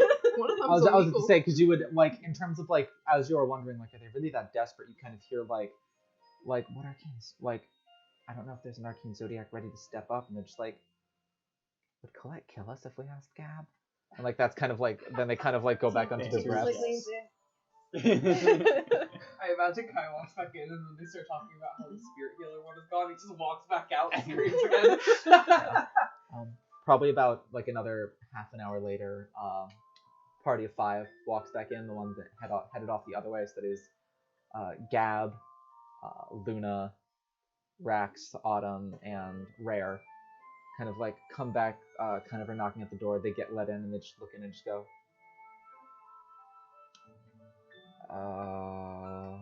So we found a clusterfuck. What did you find? right. Fucking the same I was about to say, Rax is just kind of, like, looking at all of you guys and just goes, couple bodies. Sounds like yours was more exciting. Hundreds of guilds members. Wow. They managed to take out about half of them. Shit, sorry I missed that. You didn't. And then, before she can even say anything else, Gab is like stepping forward and just goes, "Where's my sister?" Resting. Yes. She's Peacefully. injured, but Oh. Sandra's Oh. looking after Oh. her, and she should be okay. She's kind of like sprints towards the stairs. As she gets to the bottom of them, Sandra kind of also reaches the bottom of them and just like just kind of like, it's kind of like her, she's picked up off the ground, but her legs are still like, she just kind of like sets her back down and just goes, "She's okay. She just needs time to rest, undisturbed, but I promise she will be okay." And Gav is just like, "Okay." He just kind of looks up at Sandra. "They hurt her. I know. They burned her house down. I know. I'm gonna sit on the floor and cry now." And she's like, "It's okay." Gab just sits on the floor where she is and just starts bawling her eyes out finally, letting it all loose. The reason why I've kept distance is the person that's here. I don't Oh. judge. He like looks at everybody and is like, Nakanasi, Nakanasi. T would give Lamina's hand a squeeze, and then Mumble should be back and go over to Gab and kind of like pat her shoulder a little bit. Kind of just like leans into it, but is almost inconsolable at this point. Seems like she has managed to bottle it all up until this point. No help. 2 gold. She's mumbles under her breath, she's okay, we can rebuild. And we can fight back. Arms were bones. But as you step away, you can kind of see like everyone is just kind of like settling in, just kind of like taking the chance to relax. Rare walks up to you, so before she says anything though, Rax and Autumn kind of like plop down. You can go ahead and drink. Okay. Rax and Autumn kind of like plop down at a table near where you were. And Rax kind of like looks up and sees Lumina wearing kind of like a similar outfit to what you wear. Similarly very well built, as she is a monk. And just kind of like looks her like up and down for a second and just goes, who the fuck are you? Oh my god. Lumina kind of like sits down and they start talking. Well, they start talking to kind of like address it. You see her like, you're not able to make out the words at this distance, but she addresses something to Autumn, and Autumn just kind of like shrugs, and you see like the jingles, and like Lumina kind of looks confused for a second. But Rare would sit down next to you and just go, so, what the fuck happened? I can't leave you alone at all, can I? Someone had to rescue everyone. I didn't know our... You could have just as easily picked the other trail of blood to follow. Good thing we didn't. It would have been us down there. That would have been great. What the fuck happened? Practically all out war. Great. Out of the, and from Waterdeep to here, out of the frying pan into the fire. I think this is more Tamble than Waterdeep. Here, at least you can know who your allies are. Waterdeep, you don't. That's fair. Though, from the couple of things that the twins have mentioned to me, it sounds like, the issues from Waterdeep might be following us here, as it were. That manifest was, interesting, to say the least. I also have one myself. I found one. Yes, theirs is, a lot more implicative. When you get a chance to see that, that is going to be, some issues. Lovely. Yeah. You want a drink? I want a drink. Yes. I think I'm going to decline the drink. Fair enough. I have a lot to think on. She'll, probably like 45 seconds later, Rare kind of like comes down and drops a, so it is a mug, like an ale mug, filled to the brim with wine. Pass it to Gab. Gab takes it and just We're wonderful influences. puts it back down, hands it back to you. It's like 2/3 empty at this point, and as she finishes, you just hear, I'm like mostly trying to like put her to sleep. Like, put her in a headlock. No, like holy. you know, you get a good cry and then you fall asleep. Like that's No, it's for sure. I know that. As we- Bitch, me while you She eventually calms down and she just kind of is now just like sitting at one of the tables. Everyone's just kind of sitting around. There's not a lot of talking. As we move into evening will be when the next event happens. Is there anything anyone would like to do before then? All right. I'm just constantly keeping an eye on Lumina. Yeah, Lumina is just she talks to Rax and Autumn. Eventually Lucian sits down with them and they kind of like talk. You can kind of see they bonded slightly due to their they're both fairly handy when it comes to melee combat, as you're able to see. It seems Lucian at the very least has his title but seems to carry his weight, as it were. So they kind of like talk about some of their trainings and stuff like that.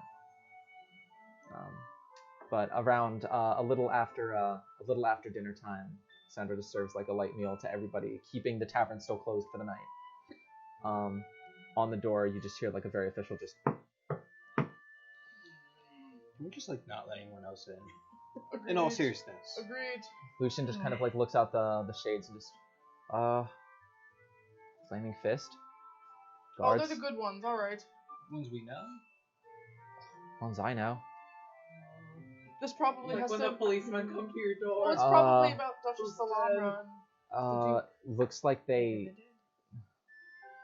And it turns back in with like a grim look on his face. Looks like they have bodies. Oh, which ones? Might be some of the fallen. Yeah.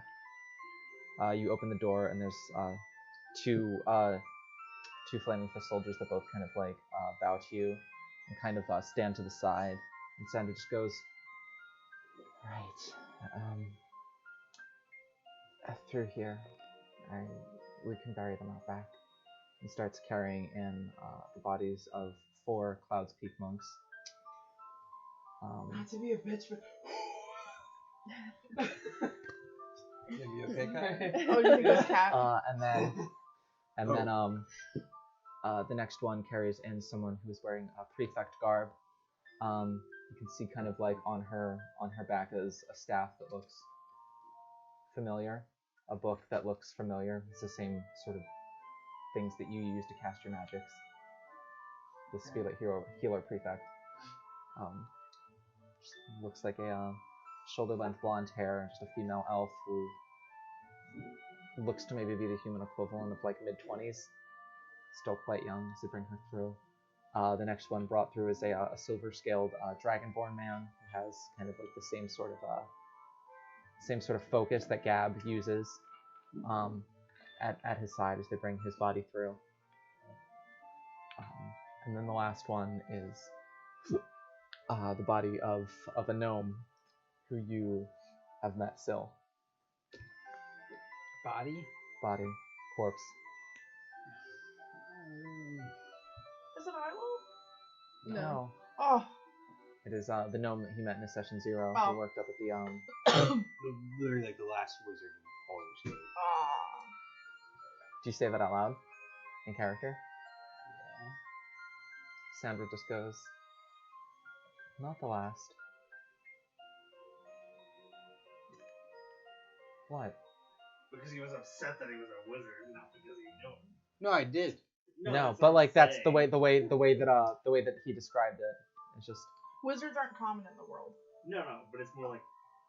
Oh my god. You aren't on camera. Don't worry, there's more wizards. It's the last baker. No, but like he's actually upset because he was one of the first people that you met in Baldur's Gate. And that was like the key thing that stood I was out. about to say, Sandra, just not quite the last wizard, though. That is a conversation that can wait for a different time. Fuck. They bring all 7 in. With that, at the door is after all the bodies come through, is you see a very scratched up, though not too bad, but covered in blood that is not their own, Grand Duke Bastion, as well as Duchess Thalamra, both kind of like looking in, and just kind of they both just kind of like look in. They both look tired as shit. They're welcome. As they Go both home and go to bed. as they both just like look in and just go. The Grand Duke finally speaks up and just goes, "I am quite frankly not sure how all of you came to be involved in that, but thank you for your service to the city of Baldur's Gate. It will not be forgotten, and it appears we're going to have to do something about this guild now, aren't we?" That's for sure. That's for certain. Well, the offer that I made to you previously about continued jobs, think on that. When everything is ready, I will send a messenger down to here for you. You can accept or decline. It is entirely up to you. Just at least at the very least give us just a day to mourn. It will not be for a few weeks yet. After all, there's the festival and the ball are coming up, so most likely be after that. I would say at least 3 weeks. There is apparently some internal. We need to fix a couple things with the where all of our guards are located at this rate, as it seems. Well, I'm a little disconcerted with them being able to pull that amount of numbers out of nowhere.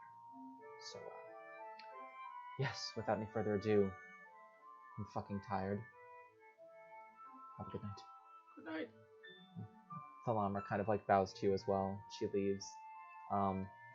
Bastion kind of like goes to leave, kind of turns back around, kind of like looks at like further past, like out of sight, like further out of the doorway, and just kind of like raises both eyebrows and just goes, "Thank you for leading soldiers down to there. It was appreciated." And turns and leaves, like very robotic sounding when he There says she that. is. And then walking up to the doorway is Kat, unlike you've seen her before. She is not wearing her leathers. She is in like full pristine half plate that has Clang. that has like emblazoned with the Bright Vein family crest just dead center on like the breastplate. With their colors are blue and silver, so she has even like the cape behind her that comes down to about mid calf of just like blue velvet with like silver accenting.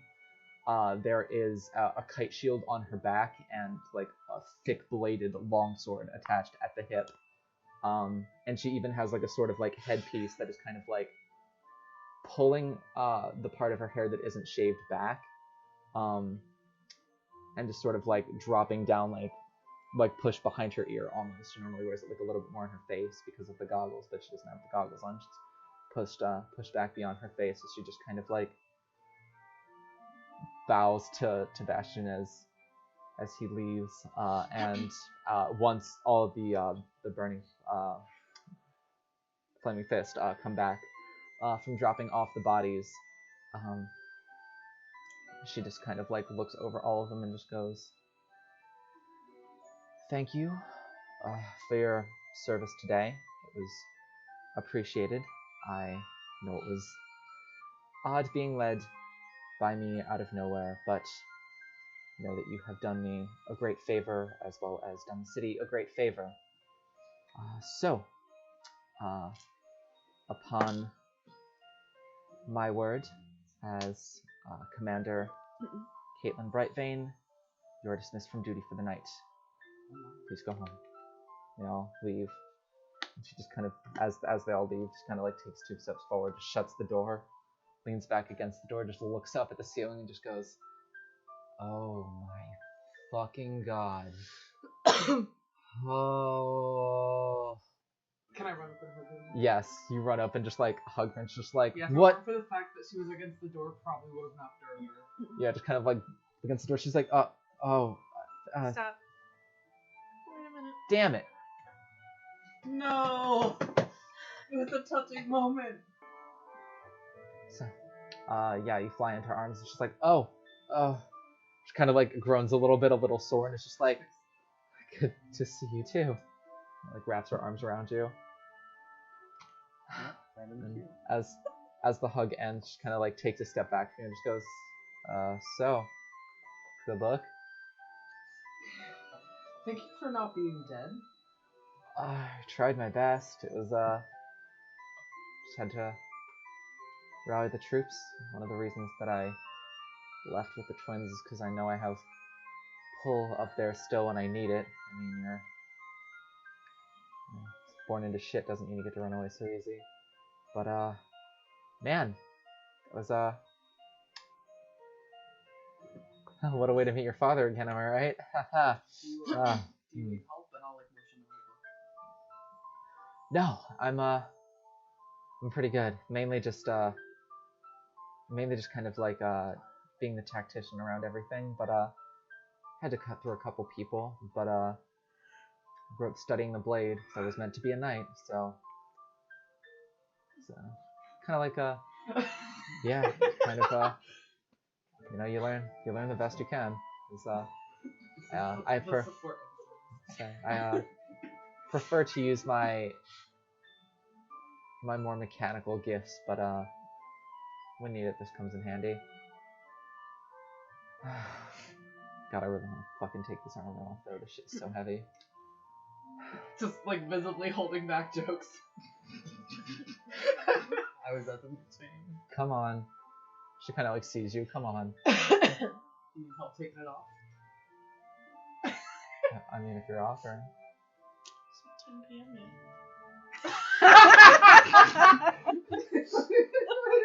He was literally gonna be like, "Fine, don't go to your room tonight." But No, this is slightly after dinner. Oh, you meant like when what the note said. Oh, I just said 10 p.m. Yeah. Fendian's wacky roommate rules. Well, I'm gonna go change. And she starts walking upstairs. Yeah. Alright. And we don't hear for the rest of the night. Oh, No. Sorry. Ow, his armor hurts. Clink, clink, clink. Oh. Do you... clink, No, I don't clink, say that. Clink, No, but clink, clink, clink, we don't need to clink, RP it clink, out, but clink. does Kai make a move when you're up there? Yeah, finish that glass of water and then tell us what he's gonna do. There. They just both survived massive battles. You wanna fuck? You know what? That's Hands the off! point. I don't want to talk about it. Let's leave something to the imagination. I'll message you about it later. I need I was gonna stay over there for a minute. No, the two of them... The two of them retire to upstairs. With that, everyone has returned now that you would set off with, which is good. Once the bodies come in, I would go over to Lumina and give her like a small hug and then like hold her hand for the rest of the time. They're like basically carrying them through. As after they all go through, Sandra kind of comes back out and just goes, "What?" Actually, not true. Kat would come back down for a hot second. Because Sandra would be like, before she got upstairs, would just be like, "Would anybody care to assist with the burial rites?" And Yeah, I'll help. just about everybody goes out unless anyone does not want to. I can play a funeral dirge. Autumn would assist you with that. I can too because I play the lyre. Autumn would hand you her spare lyre because she's gonna play her I just violin. have one. Oh, Yeah, it's Ours too. part of my backstory. Violin, I'll do the harp, so you can do like a 3-string. yeah. So they play Yeah, nice. I help play. A nice funeral dirge is very Lumina is shaken by the loss, losing 5. The twins and Amaranthine are both all in tears, just the loss of their 2 comrades. But yeah, everyone goes back inside. It's starting to get pretty late. A couple people are starting to settle down,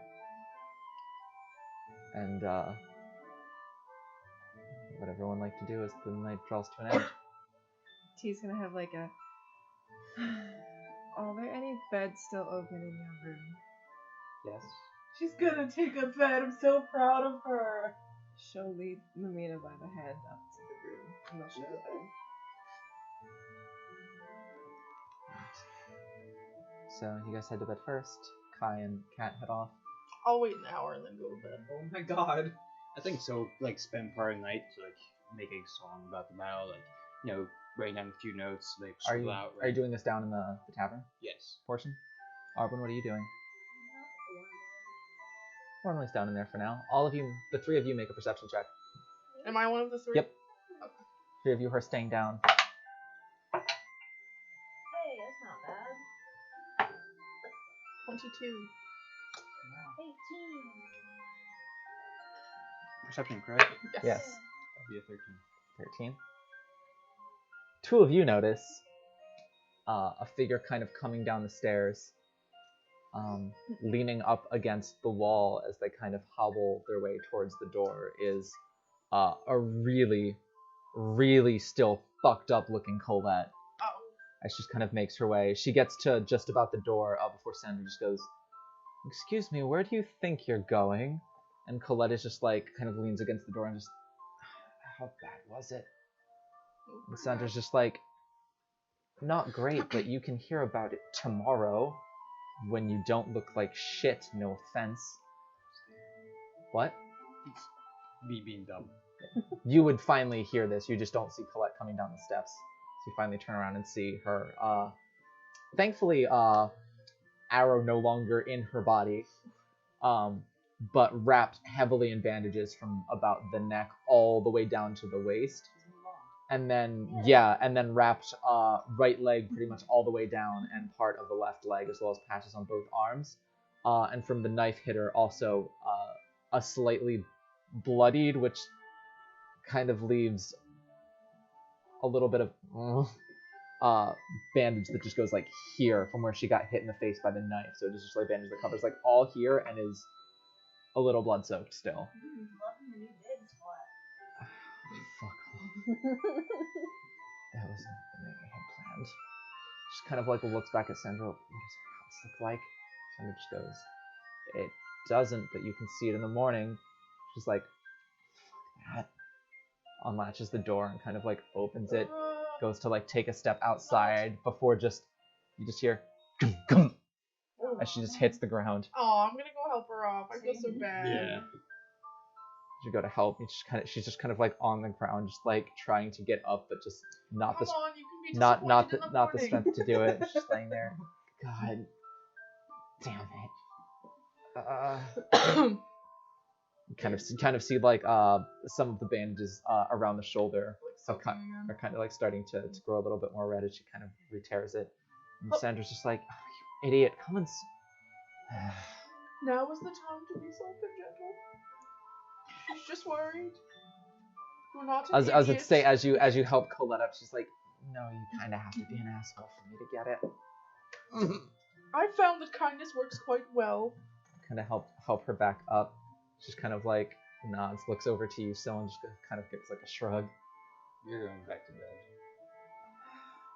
Thanks, Mom. So I'm not sleeping. Are you hungry or thirsty?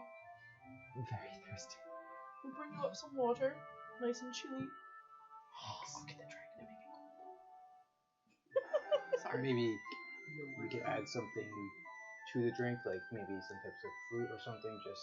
Or herbs. Legal. I know what So you mean. you go up to Syl's room for sleep.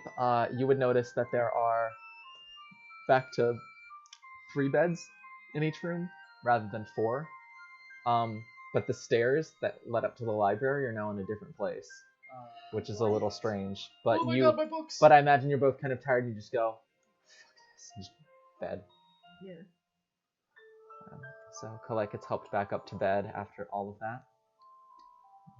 Everybody else doing anything for the rest of the night, or is everyone eventually going to turn I in? sleep on my bed for the first night, and he doesn't have any night terrors. Aww. I think so, like the last one. That he's had a big part of the story resolved. Yeah. Yeah, you see like your bedroom and then the bedroom that Kai and Kat and Fen are in. That it seems that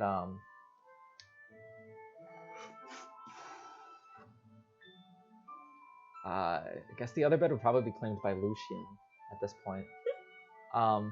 As you go up the stairs, there is a floor that looks exactly like that floor that mirrors it. There's another 2 rooms with 3 beds in them each and another washroom. And then there's stairs that are in a familiar place in that room, and you walk up those, and it's the library. It seems there's been a 4th floor added to the tower, comprising of another set of 2 bedrooms. Interesting. That was fast. So imagine you head back downstairs. As you like look into your bed, Luna's already like laying in bed, and she kind of like groggily looks up, sees you, and just like throws open the covers, and it's just Throws up in the cover. no, throws open. Oh.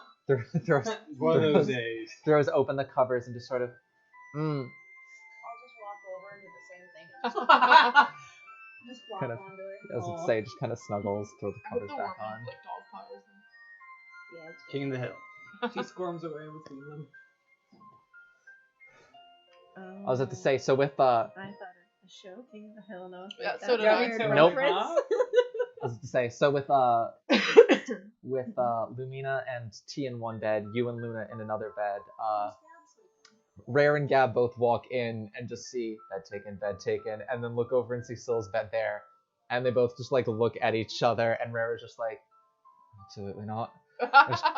Shuts the door, and Gab is like, wait, what am I supposed? Just like looks at the bed and just goes, kind of like turns to the spot where her bed was. Well, yeah, she doesn't know that. Because she saw that your room was full, and she saw that this room was full, and she didn't investigate upstairs. So she kind of like turns back to Syl's bed, turns to where her bed used to be, and was just like, There's a whole forest made up. sorry. And just walks up and like flops down in Syl's bed and just passes out. The beds upstairs get taken to. The twins are up there at this point 'cause it's so late. Rax and Autumn are up there.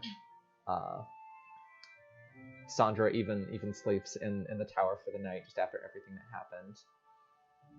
There's probably a few more people. Amaranthine is sleeping up there as well. Same with Liari. So you have a lot of guests over in the tower at this point after the events. With who is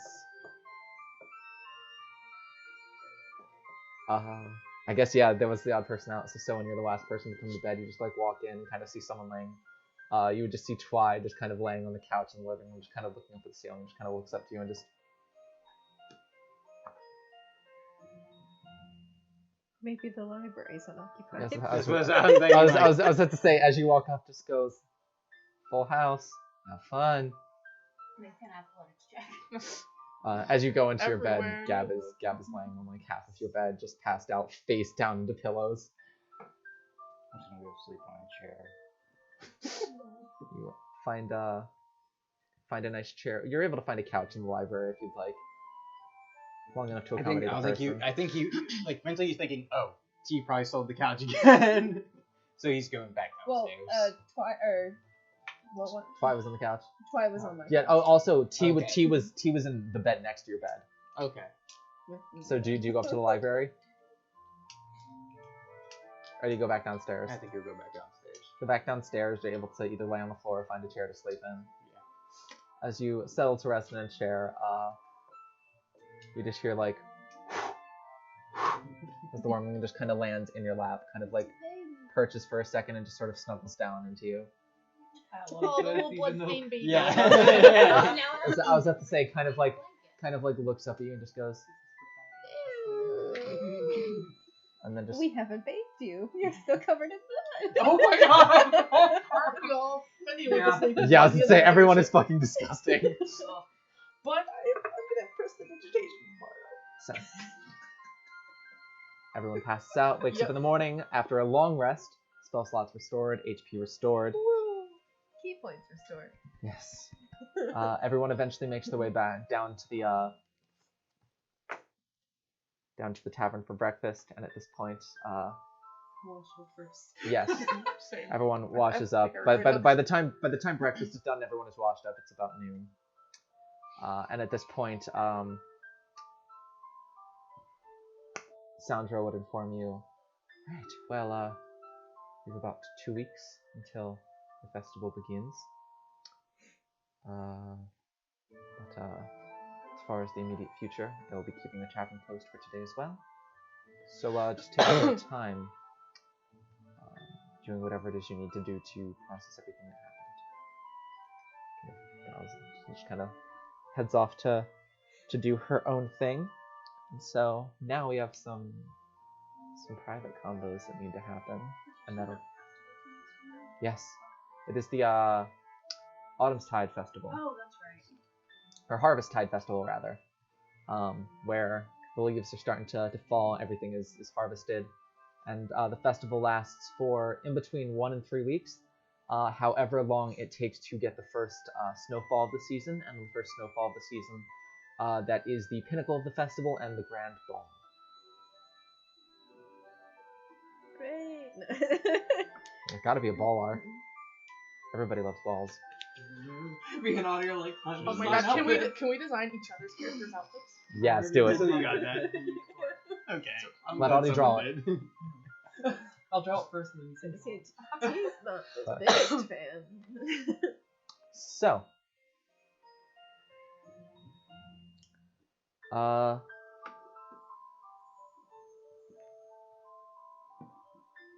do I want to do these combos? Syl, at a point in the morning, you find yourself kind of just off by yourself, just kind of playing music, going over what you had written last night, commemorating the battle. Got 4 lines so far. Yeah, no one seems to be paying much mind to you as a very stark white cat, kitty cat, approaches you and kind of rubs against your leg and just kind of like looks up at you and just goes,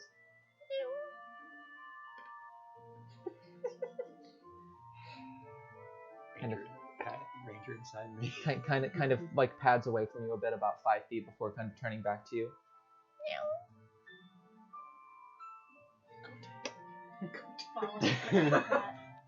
The still part of me is like, don't follow it. The pat inside me is like, let's go do danger. So what are you doing? Following it. What you doing, Soul? There you go. Cat kind of pads its way upstairs. You sort of follow.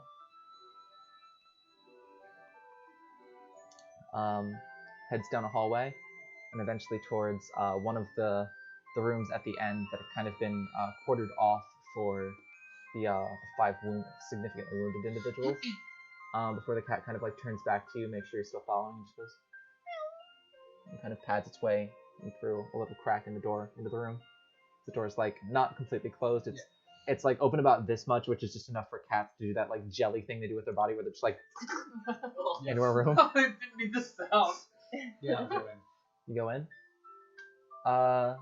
You see a lot of Colette's belongings in the room, though the bed appears to be empty. And making the bed is,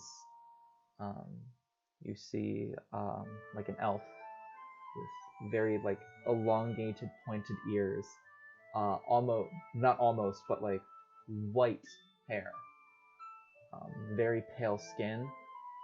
And as she turns to you, it is almost like porcelain in its quality. It is smooth and perfect, with like the lightest baby blue eyes that are like almost like silvery white. They're so blue. And doesn't appear to be a cat in the room anymore. She's making the bed. She just kind of looks up at you. Hello. Good morning. Good morning to you as well. You know, we're gonna need a different song for this actually, because shit's about to hit the fan. Oh great. Oh god. I'm gonna get cat now. Battle music starts playing. Roll for initiative. Yep, that's what I want. That's pretty good. Roll an animal handling check. Am I good at those? I'm decent. It is nice to meet you. Excuse me. I said it was nice to meet you. And you are? You know who I am. Oh. Pat knows. I think Ash knows. I am curious. Your recent words, or what your words have always been. What exactly have I done to make you hate me the way that you do?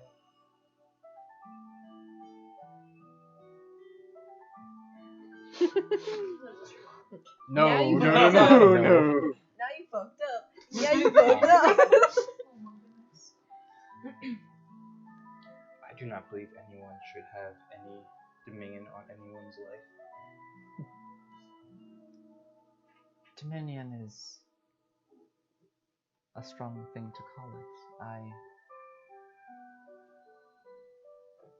The person that I imagine you are referring to, that I have dominion of, I merely sought to help. I have not asked anything in return. Any worship given has been her free choice. Though she could just as easily not, and I would continue to do my part. I just find her to be... She is important, and so I need to watch over her, as I need to watch over you. One moment. Hey. We're back! Alright, so getting right back into this, just because I want to power through this for the end. Alright, I believe she ended with, I would continue watching over her even if she chose not to worship me in the way that she does. She is simply someone who needs to be watched over, as are you. So I can't do the scoff now, but he would scoffingly say me. Yes, you. You are very important to the way in which I believe this world is going to find its way unfolding. I'm getting quite tired of cryptic messages. Can you just be out with it? Why am I so pointed to this?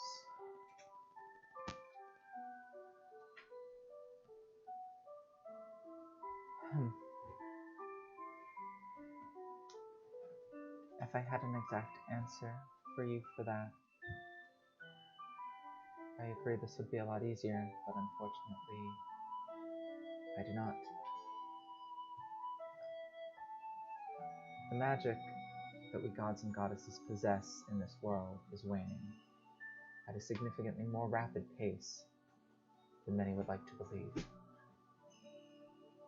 I can sense greatness within you. We no longer have the power to hold interweaving chains of fate to humanity and guide them in such a way. The chains have long been broken, and when there's no thing to guide humanity, then there need to be individuals who step up and guide it themselves, who rewrite what fate is supposed to be and create something that was better than what was planned.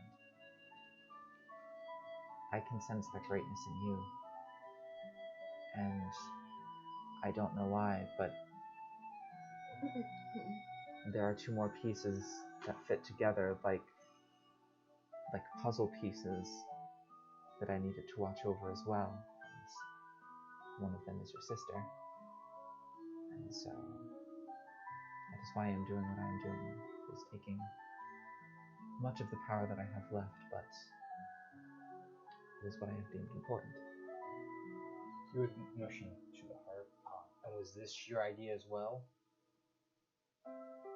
No, I did not. That is not a device made by me, nor is it...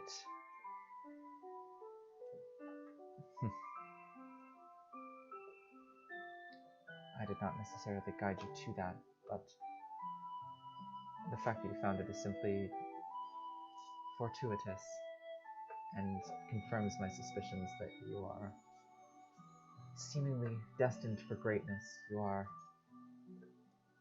I believe, fated to be put on the quest that you are on, though free to control the destiny of the outcome. And that is, I think, what makes you powerful.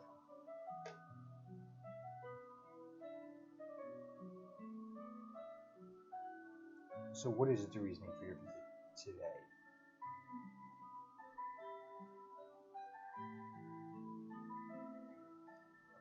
Just to say that,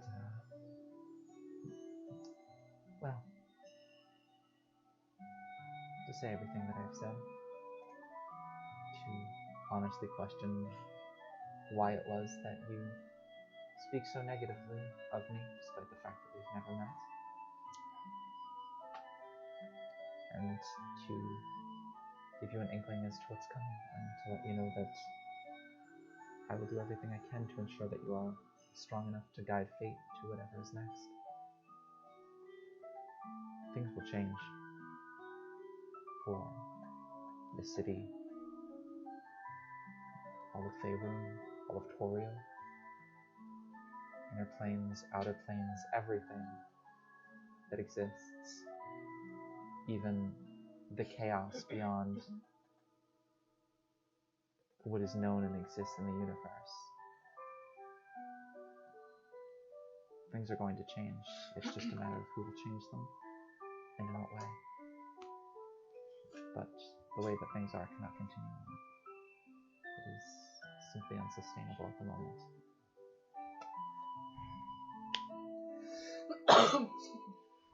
Are you making these house calls to each of these other pieces that you have? No. Though, that said, Your sister says hi. She misses you very much.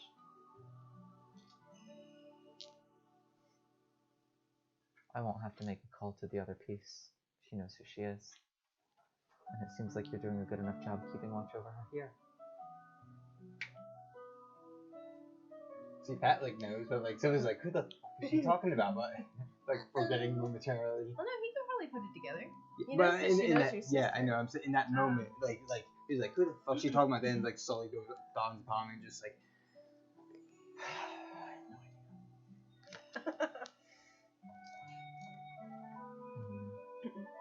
That little one is not very good at keeping secrets. Not at all. One of the most adorable qualities, though. I pray that innocence never fades.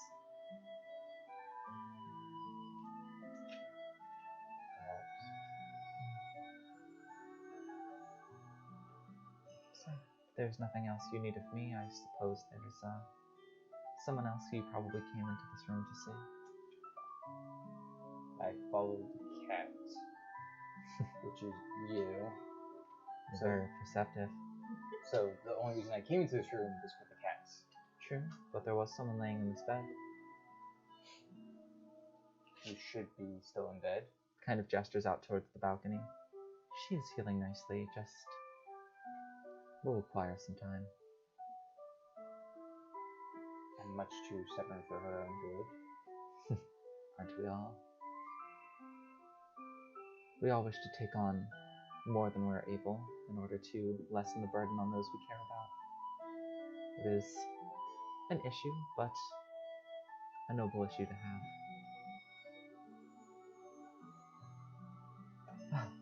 If you ever have need of me, simply say the word. I kind of looks down towards the door. Suppose that my attention is needed elsewhere at the moment, so I must bid you goodbye. If you kind of look over towards the door, there's another cat in the doorway. This one is jet black.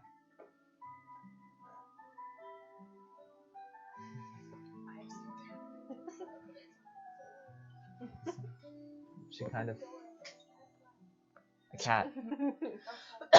Jet not Black. not Jack Black. Oh god, I wish Fantasy Jack Black existed. We could. So,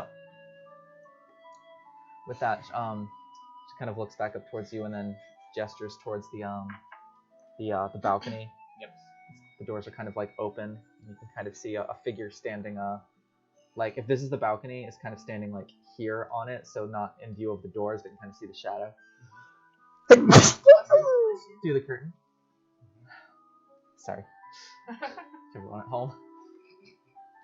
But as you look towards the curtain, see the figure standing there, you turn back. There's no one in the room.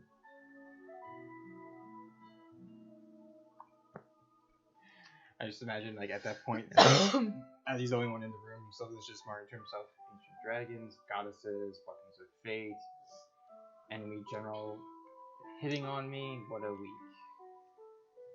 Kind of hear from, as you're muttering to yourself, you hear from the doorway, what a week indeed. You kind of look up, and what I'm going to leave you with is Colette, standing in the open balcony door. From all of the work needed to do healing on her, even from last night into this morning, she ripped open some of her wounds. Her brown hair dye gone.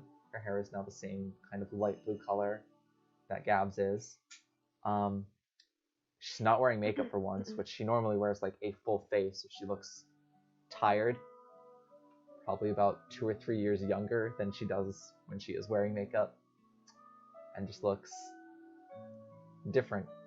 Kind of more plain, more Ganassi, a lot less imposing. And just kind of stands there looking at you.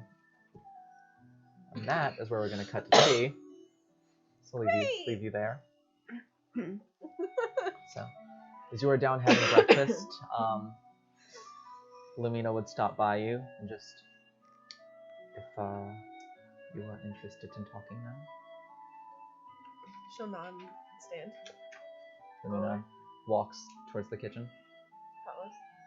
She walks to the kitchen, out towards the back yard, garden field outside of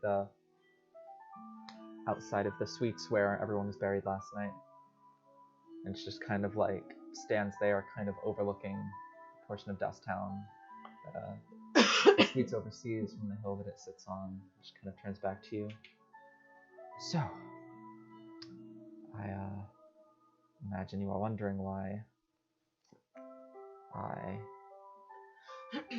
am here at the moment. Yes. Real quick, out of character questions, just so I don't have to break character once we start this combo and I can get through it in 10 minutes. Mm-hmm. Artificer girl, name. Sonia. Goes by Nia. Yes.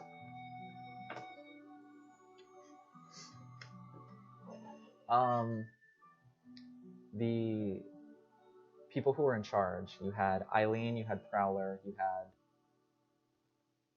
Don't remember the rest of the names. They change frequently, so you could even change them. Got They're you. all positions that get voted in every year.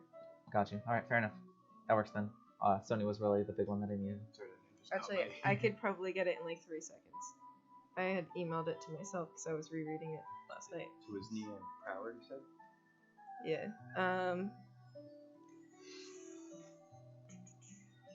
Why 3 seconds? Farming sector was Alder Green. Yeah. I'm talking about like the guards. The Specifically, the guards. Oh, Gertie and Ace. And then there was one that was like Mala something. It was like the other one, wasn't it? So it was, There's 3 and then one that stands above, and it was Howler, Gertie, and Ace with yes. Lumina above them. Yeah, and then Gertie was one of the second in commands. No, Gertie was the one in command. Oh, Gertie was the one in command. Calton was her second. Calton, yes. I think that's what I was thinking of. And Marcel is Ace's second. Yes. Well, I suppose you are wondering what exactly I am doing here. Yes.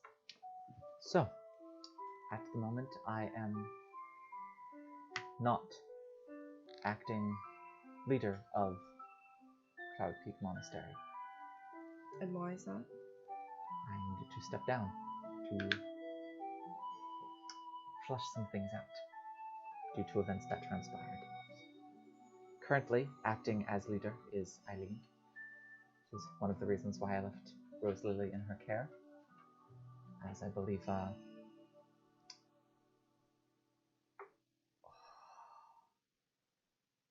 this would require everyone not to metagame, but you know how... Would she refer to Rose Lily as that, or no?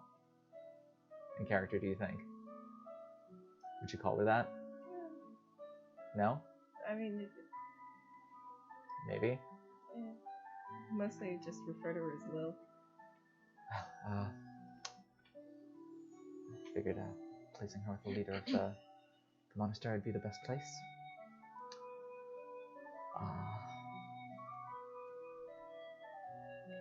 Eileen's position as head of the rescue was filled by Marcel. And Ace has taken over as the one who stands above everyone else. Where's Howler? That is the thing. So, you want to see if I can find like a slightly more edgy song for this shit.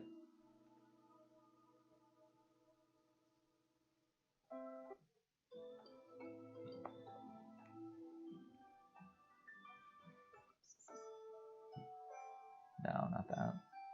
Damn, what do I want? Yep, that's what I want. Oh man, we're getting good at this. So,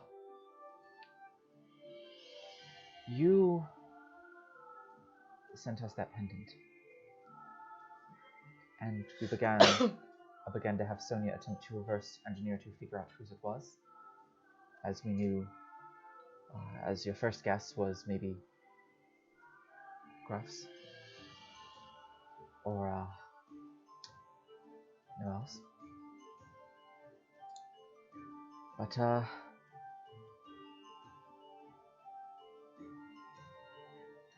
probably let slip that one. This, well, whether your guess is, my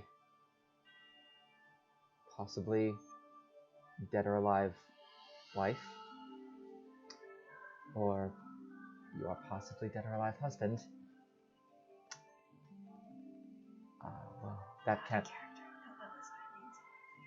What? Noelle is Eileen's wife. Fuck! I keep getting them confused. You have so many goddamn characters to say whether we're referring to Eileen's possibly dead or alive wife, or possibly dead or alive husband. That cannot be the case, as those were not implemented before they left. So we tracked down to see whose it was, and we were able to find whose it was, and it was Howler's. So, he, prior to us finding that, this was about 3 weeks ago. No, this was about a week and a half ago. We had not spent much time outside of the village in the last month or so. So since he hadn't needed it, we figured that somebody had maybe swiped it without him knowing. And so we obviously wanted to make him aware of this. It's a very serious issue, being able to get inside. And so, I sent 2 guards that night to check on him. We did not hear back, but by the time we sent it, it was near midnight, so I figured he was either asleep or everyone figured they would just wait to report into the morning. And I went to his house the next morning with Eileen, and we found the bodies of the 2 city guards that we had sent inside, dead, along with a number of broken seals that were used to house and block off some of the more private and forbidden scripts that we had in the library. And, the house looked a mess, and there was nary a trace of Howler nor any of his belongings inside. So, at this point, it is unclear if he was forced to leave, or if he's possibly been kidnapped, or if he's just completely betrayed the village. But we're currently trying to follow any leads looking for him, because if he was kidnapped, then that is something we have to look into. That is now a few too many people missing, if you ask me. And if he's betrayed us, then he could have taken more than 1 key, and he's given God knows who a means to accessing the village. And so this is something that needs to be solved post haste. And so no, I'm not at the village currently in care of Lil, but it is because if he were to give the medallion to, say, that fuck that we fought yesterday, with all of the necrotic arcane bullshit that he was doing, and he took an army and led it into the monastery, then it would not much matter that I was there to protect Rose Lily. I believe everyone in the village would just be slaughtered. So, bigger fish to fry. That's a car. Yeah. Fuck. Yeah, that is pretty much encompassed it. Has Nia started changing the security system so the pendants don't work anymore? She is doing her best, but requires a lot. For one, keep in mind, at the time that I left, I believe we had 38 rescue guard currently out on missions. So if we changed it overnight, all of them would be locked out. That's how it used to be. Yes, but if any of them are in tight spots and need to get in a hurry and all of a sudden can't and then are slaughtered along the rocks, then that would be very bad. So, we're attempting to, but there's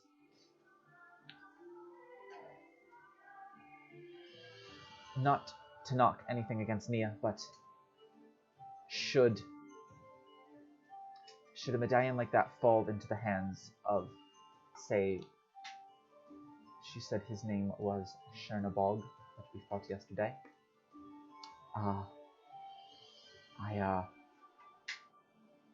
If he could somehow find a way to trace who made the magic and find his way there, I mean, could change the defense systems, but someone of that caliber, arcane-wise, there's no saying that he would not just be able to break whatever enchantment we had hiding it and force his way inside. So, this is going to be an issue as long as Howler remains unaccounted for. And also as long as Gruff and Noel remain unaccounted for. Agreed. We're hoping that we could find a bit more of a lead, and in fact we have actually found a little bit of a lead on the slavers that they were originally tracking. Interesting. We believe the slavers and the guild may be one missing. And upon hearing that, doing some chores out back, though also eavesdropping slightly, Sandra kind of like walks up a little bit and joining the conversation in Primordial is just like, that doesn't shock me. Actually, Chernabog has always been interested in a very steady supply of slaves. He requires them for the experiments he does.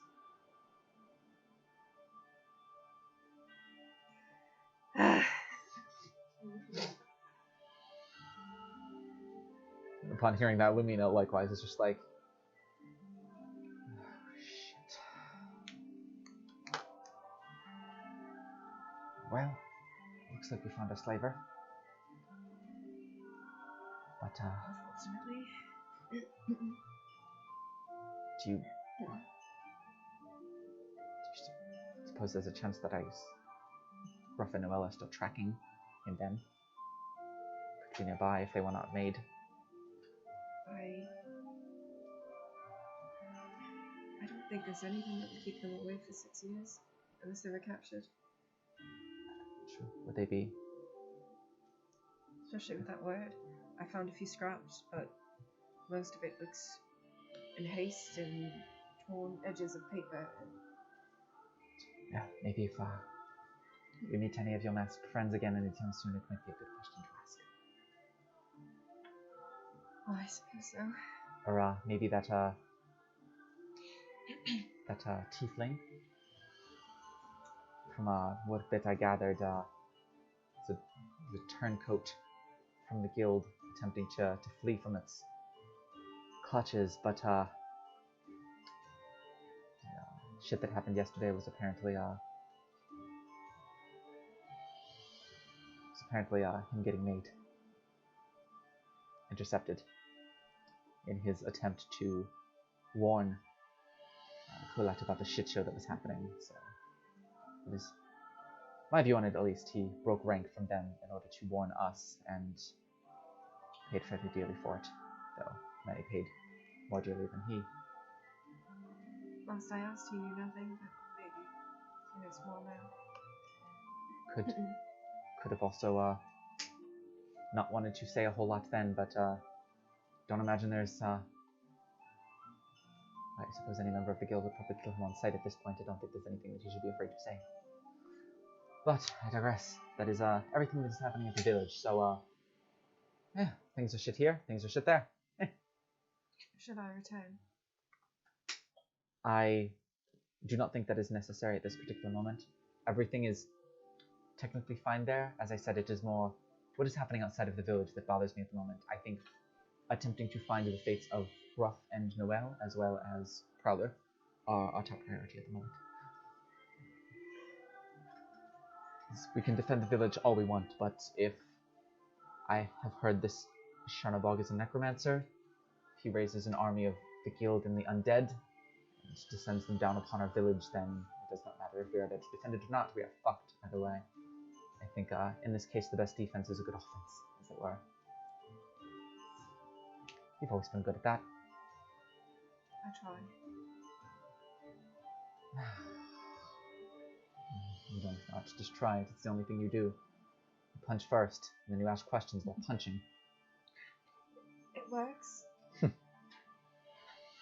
am aware. There is a reason you rose to the ranks as you did. But I digress. We should head back inside now. I believe that is everything we have to speak of at the moment. She kind of turns to Sandra. Thank you for your information as well. That is good to have confirmed, if not very disconcerting. She begins to walk back in. He just like has that like moment of like standing there not doing anything for like a couple like solid like 2 minutes, unless she like Lumina tries to move her. Like she just stands there trying to process. Now they both leave you outside, kind of leaving you to process. Lumina had like the same moment inside of Prowler's house, of just like shit. She'd probably like lean up against the wall of the suites and like slide down and sit on the ground and like just stay out there for a while. Alright. And with that is where we'll end tonight's session. We have a couple of grand talks to lead into next week. Specifically, Amaranthine and the twins would like to speak to you. The Black Cat is going to come and collect you, Fen. I'm sure you know who that is. Yeah? Yeah, I'm drawing her name. Good. Oh, the cat. And, Yes. Arwen, you're going to have a small conversation as well, but you kind of got your shit with all your family stuff that happened. But still, good session, everybody. Good fight. Lots of role-playing, which was super duper fun. You both have some stuff to think on as your conversations are coming up. You both have a whole lot to think on how you want to handle things now that shit has been dropped to you. And so without any further ado, thank you all who have stuck around this late to watch. It is unfortunately one of the negatives of having everyone miss a couple sessions here and there, to only have 4 people and then to miss a couple weeks, is that tried to pack everything to get us back on track here, but I believe we are right now where we need to be, heading into the Harvest Tide Festival and perhaps the ball. We won't be straight up at the festival next week, but it'll be everything leading up to the festival next week. I will say we'll do the RP next week. I need to save my boyfriend. As I say, the remaining RP, and then we will do after that probably 2 weeks of, message me privately, 2 weeks of what your character would do if they had 2 weeks to just not do anything, or if there's something that you all collectively agree that you want to do, then you're free to do that. But it is, as I say, the next 2 weeks are kind of like the first time where you guys do not have a specific quest that you have to do or a task that you have been given. You are free to do as you please and free to ask whatever help you need of all of the people that are there. It seems you are kind of like, what? Yeah, you're kind of like the core that a lot of people are starting to rally around. Your little band of misfits here. Time to become self-destructive.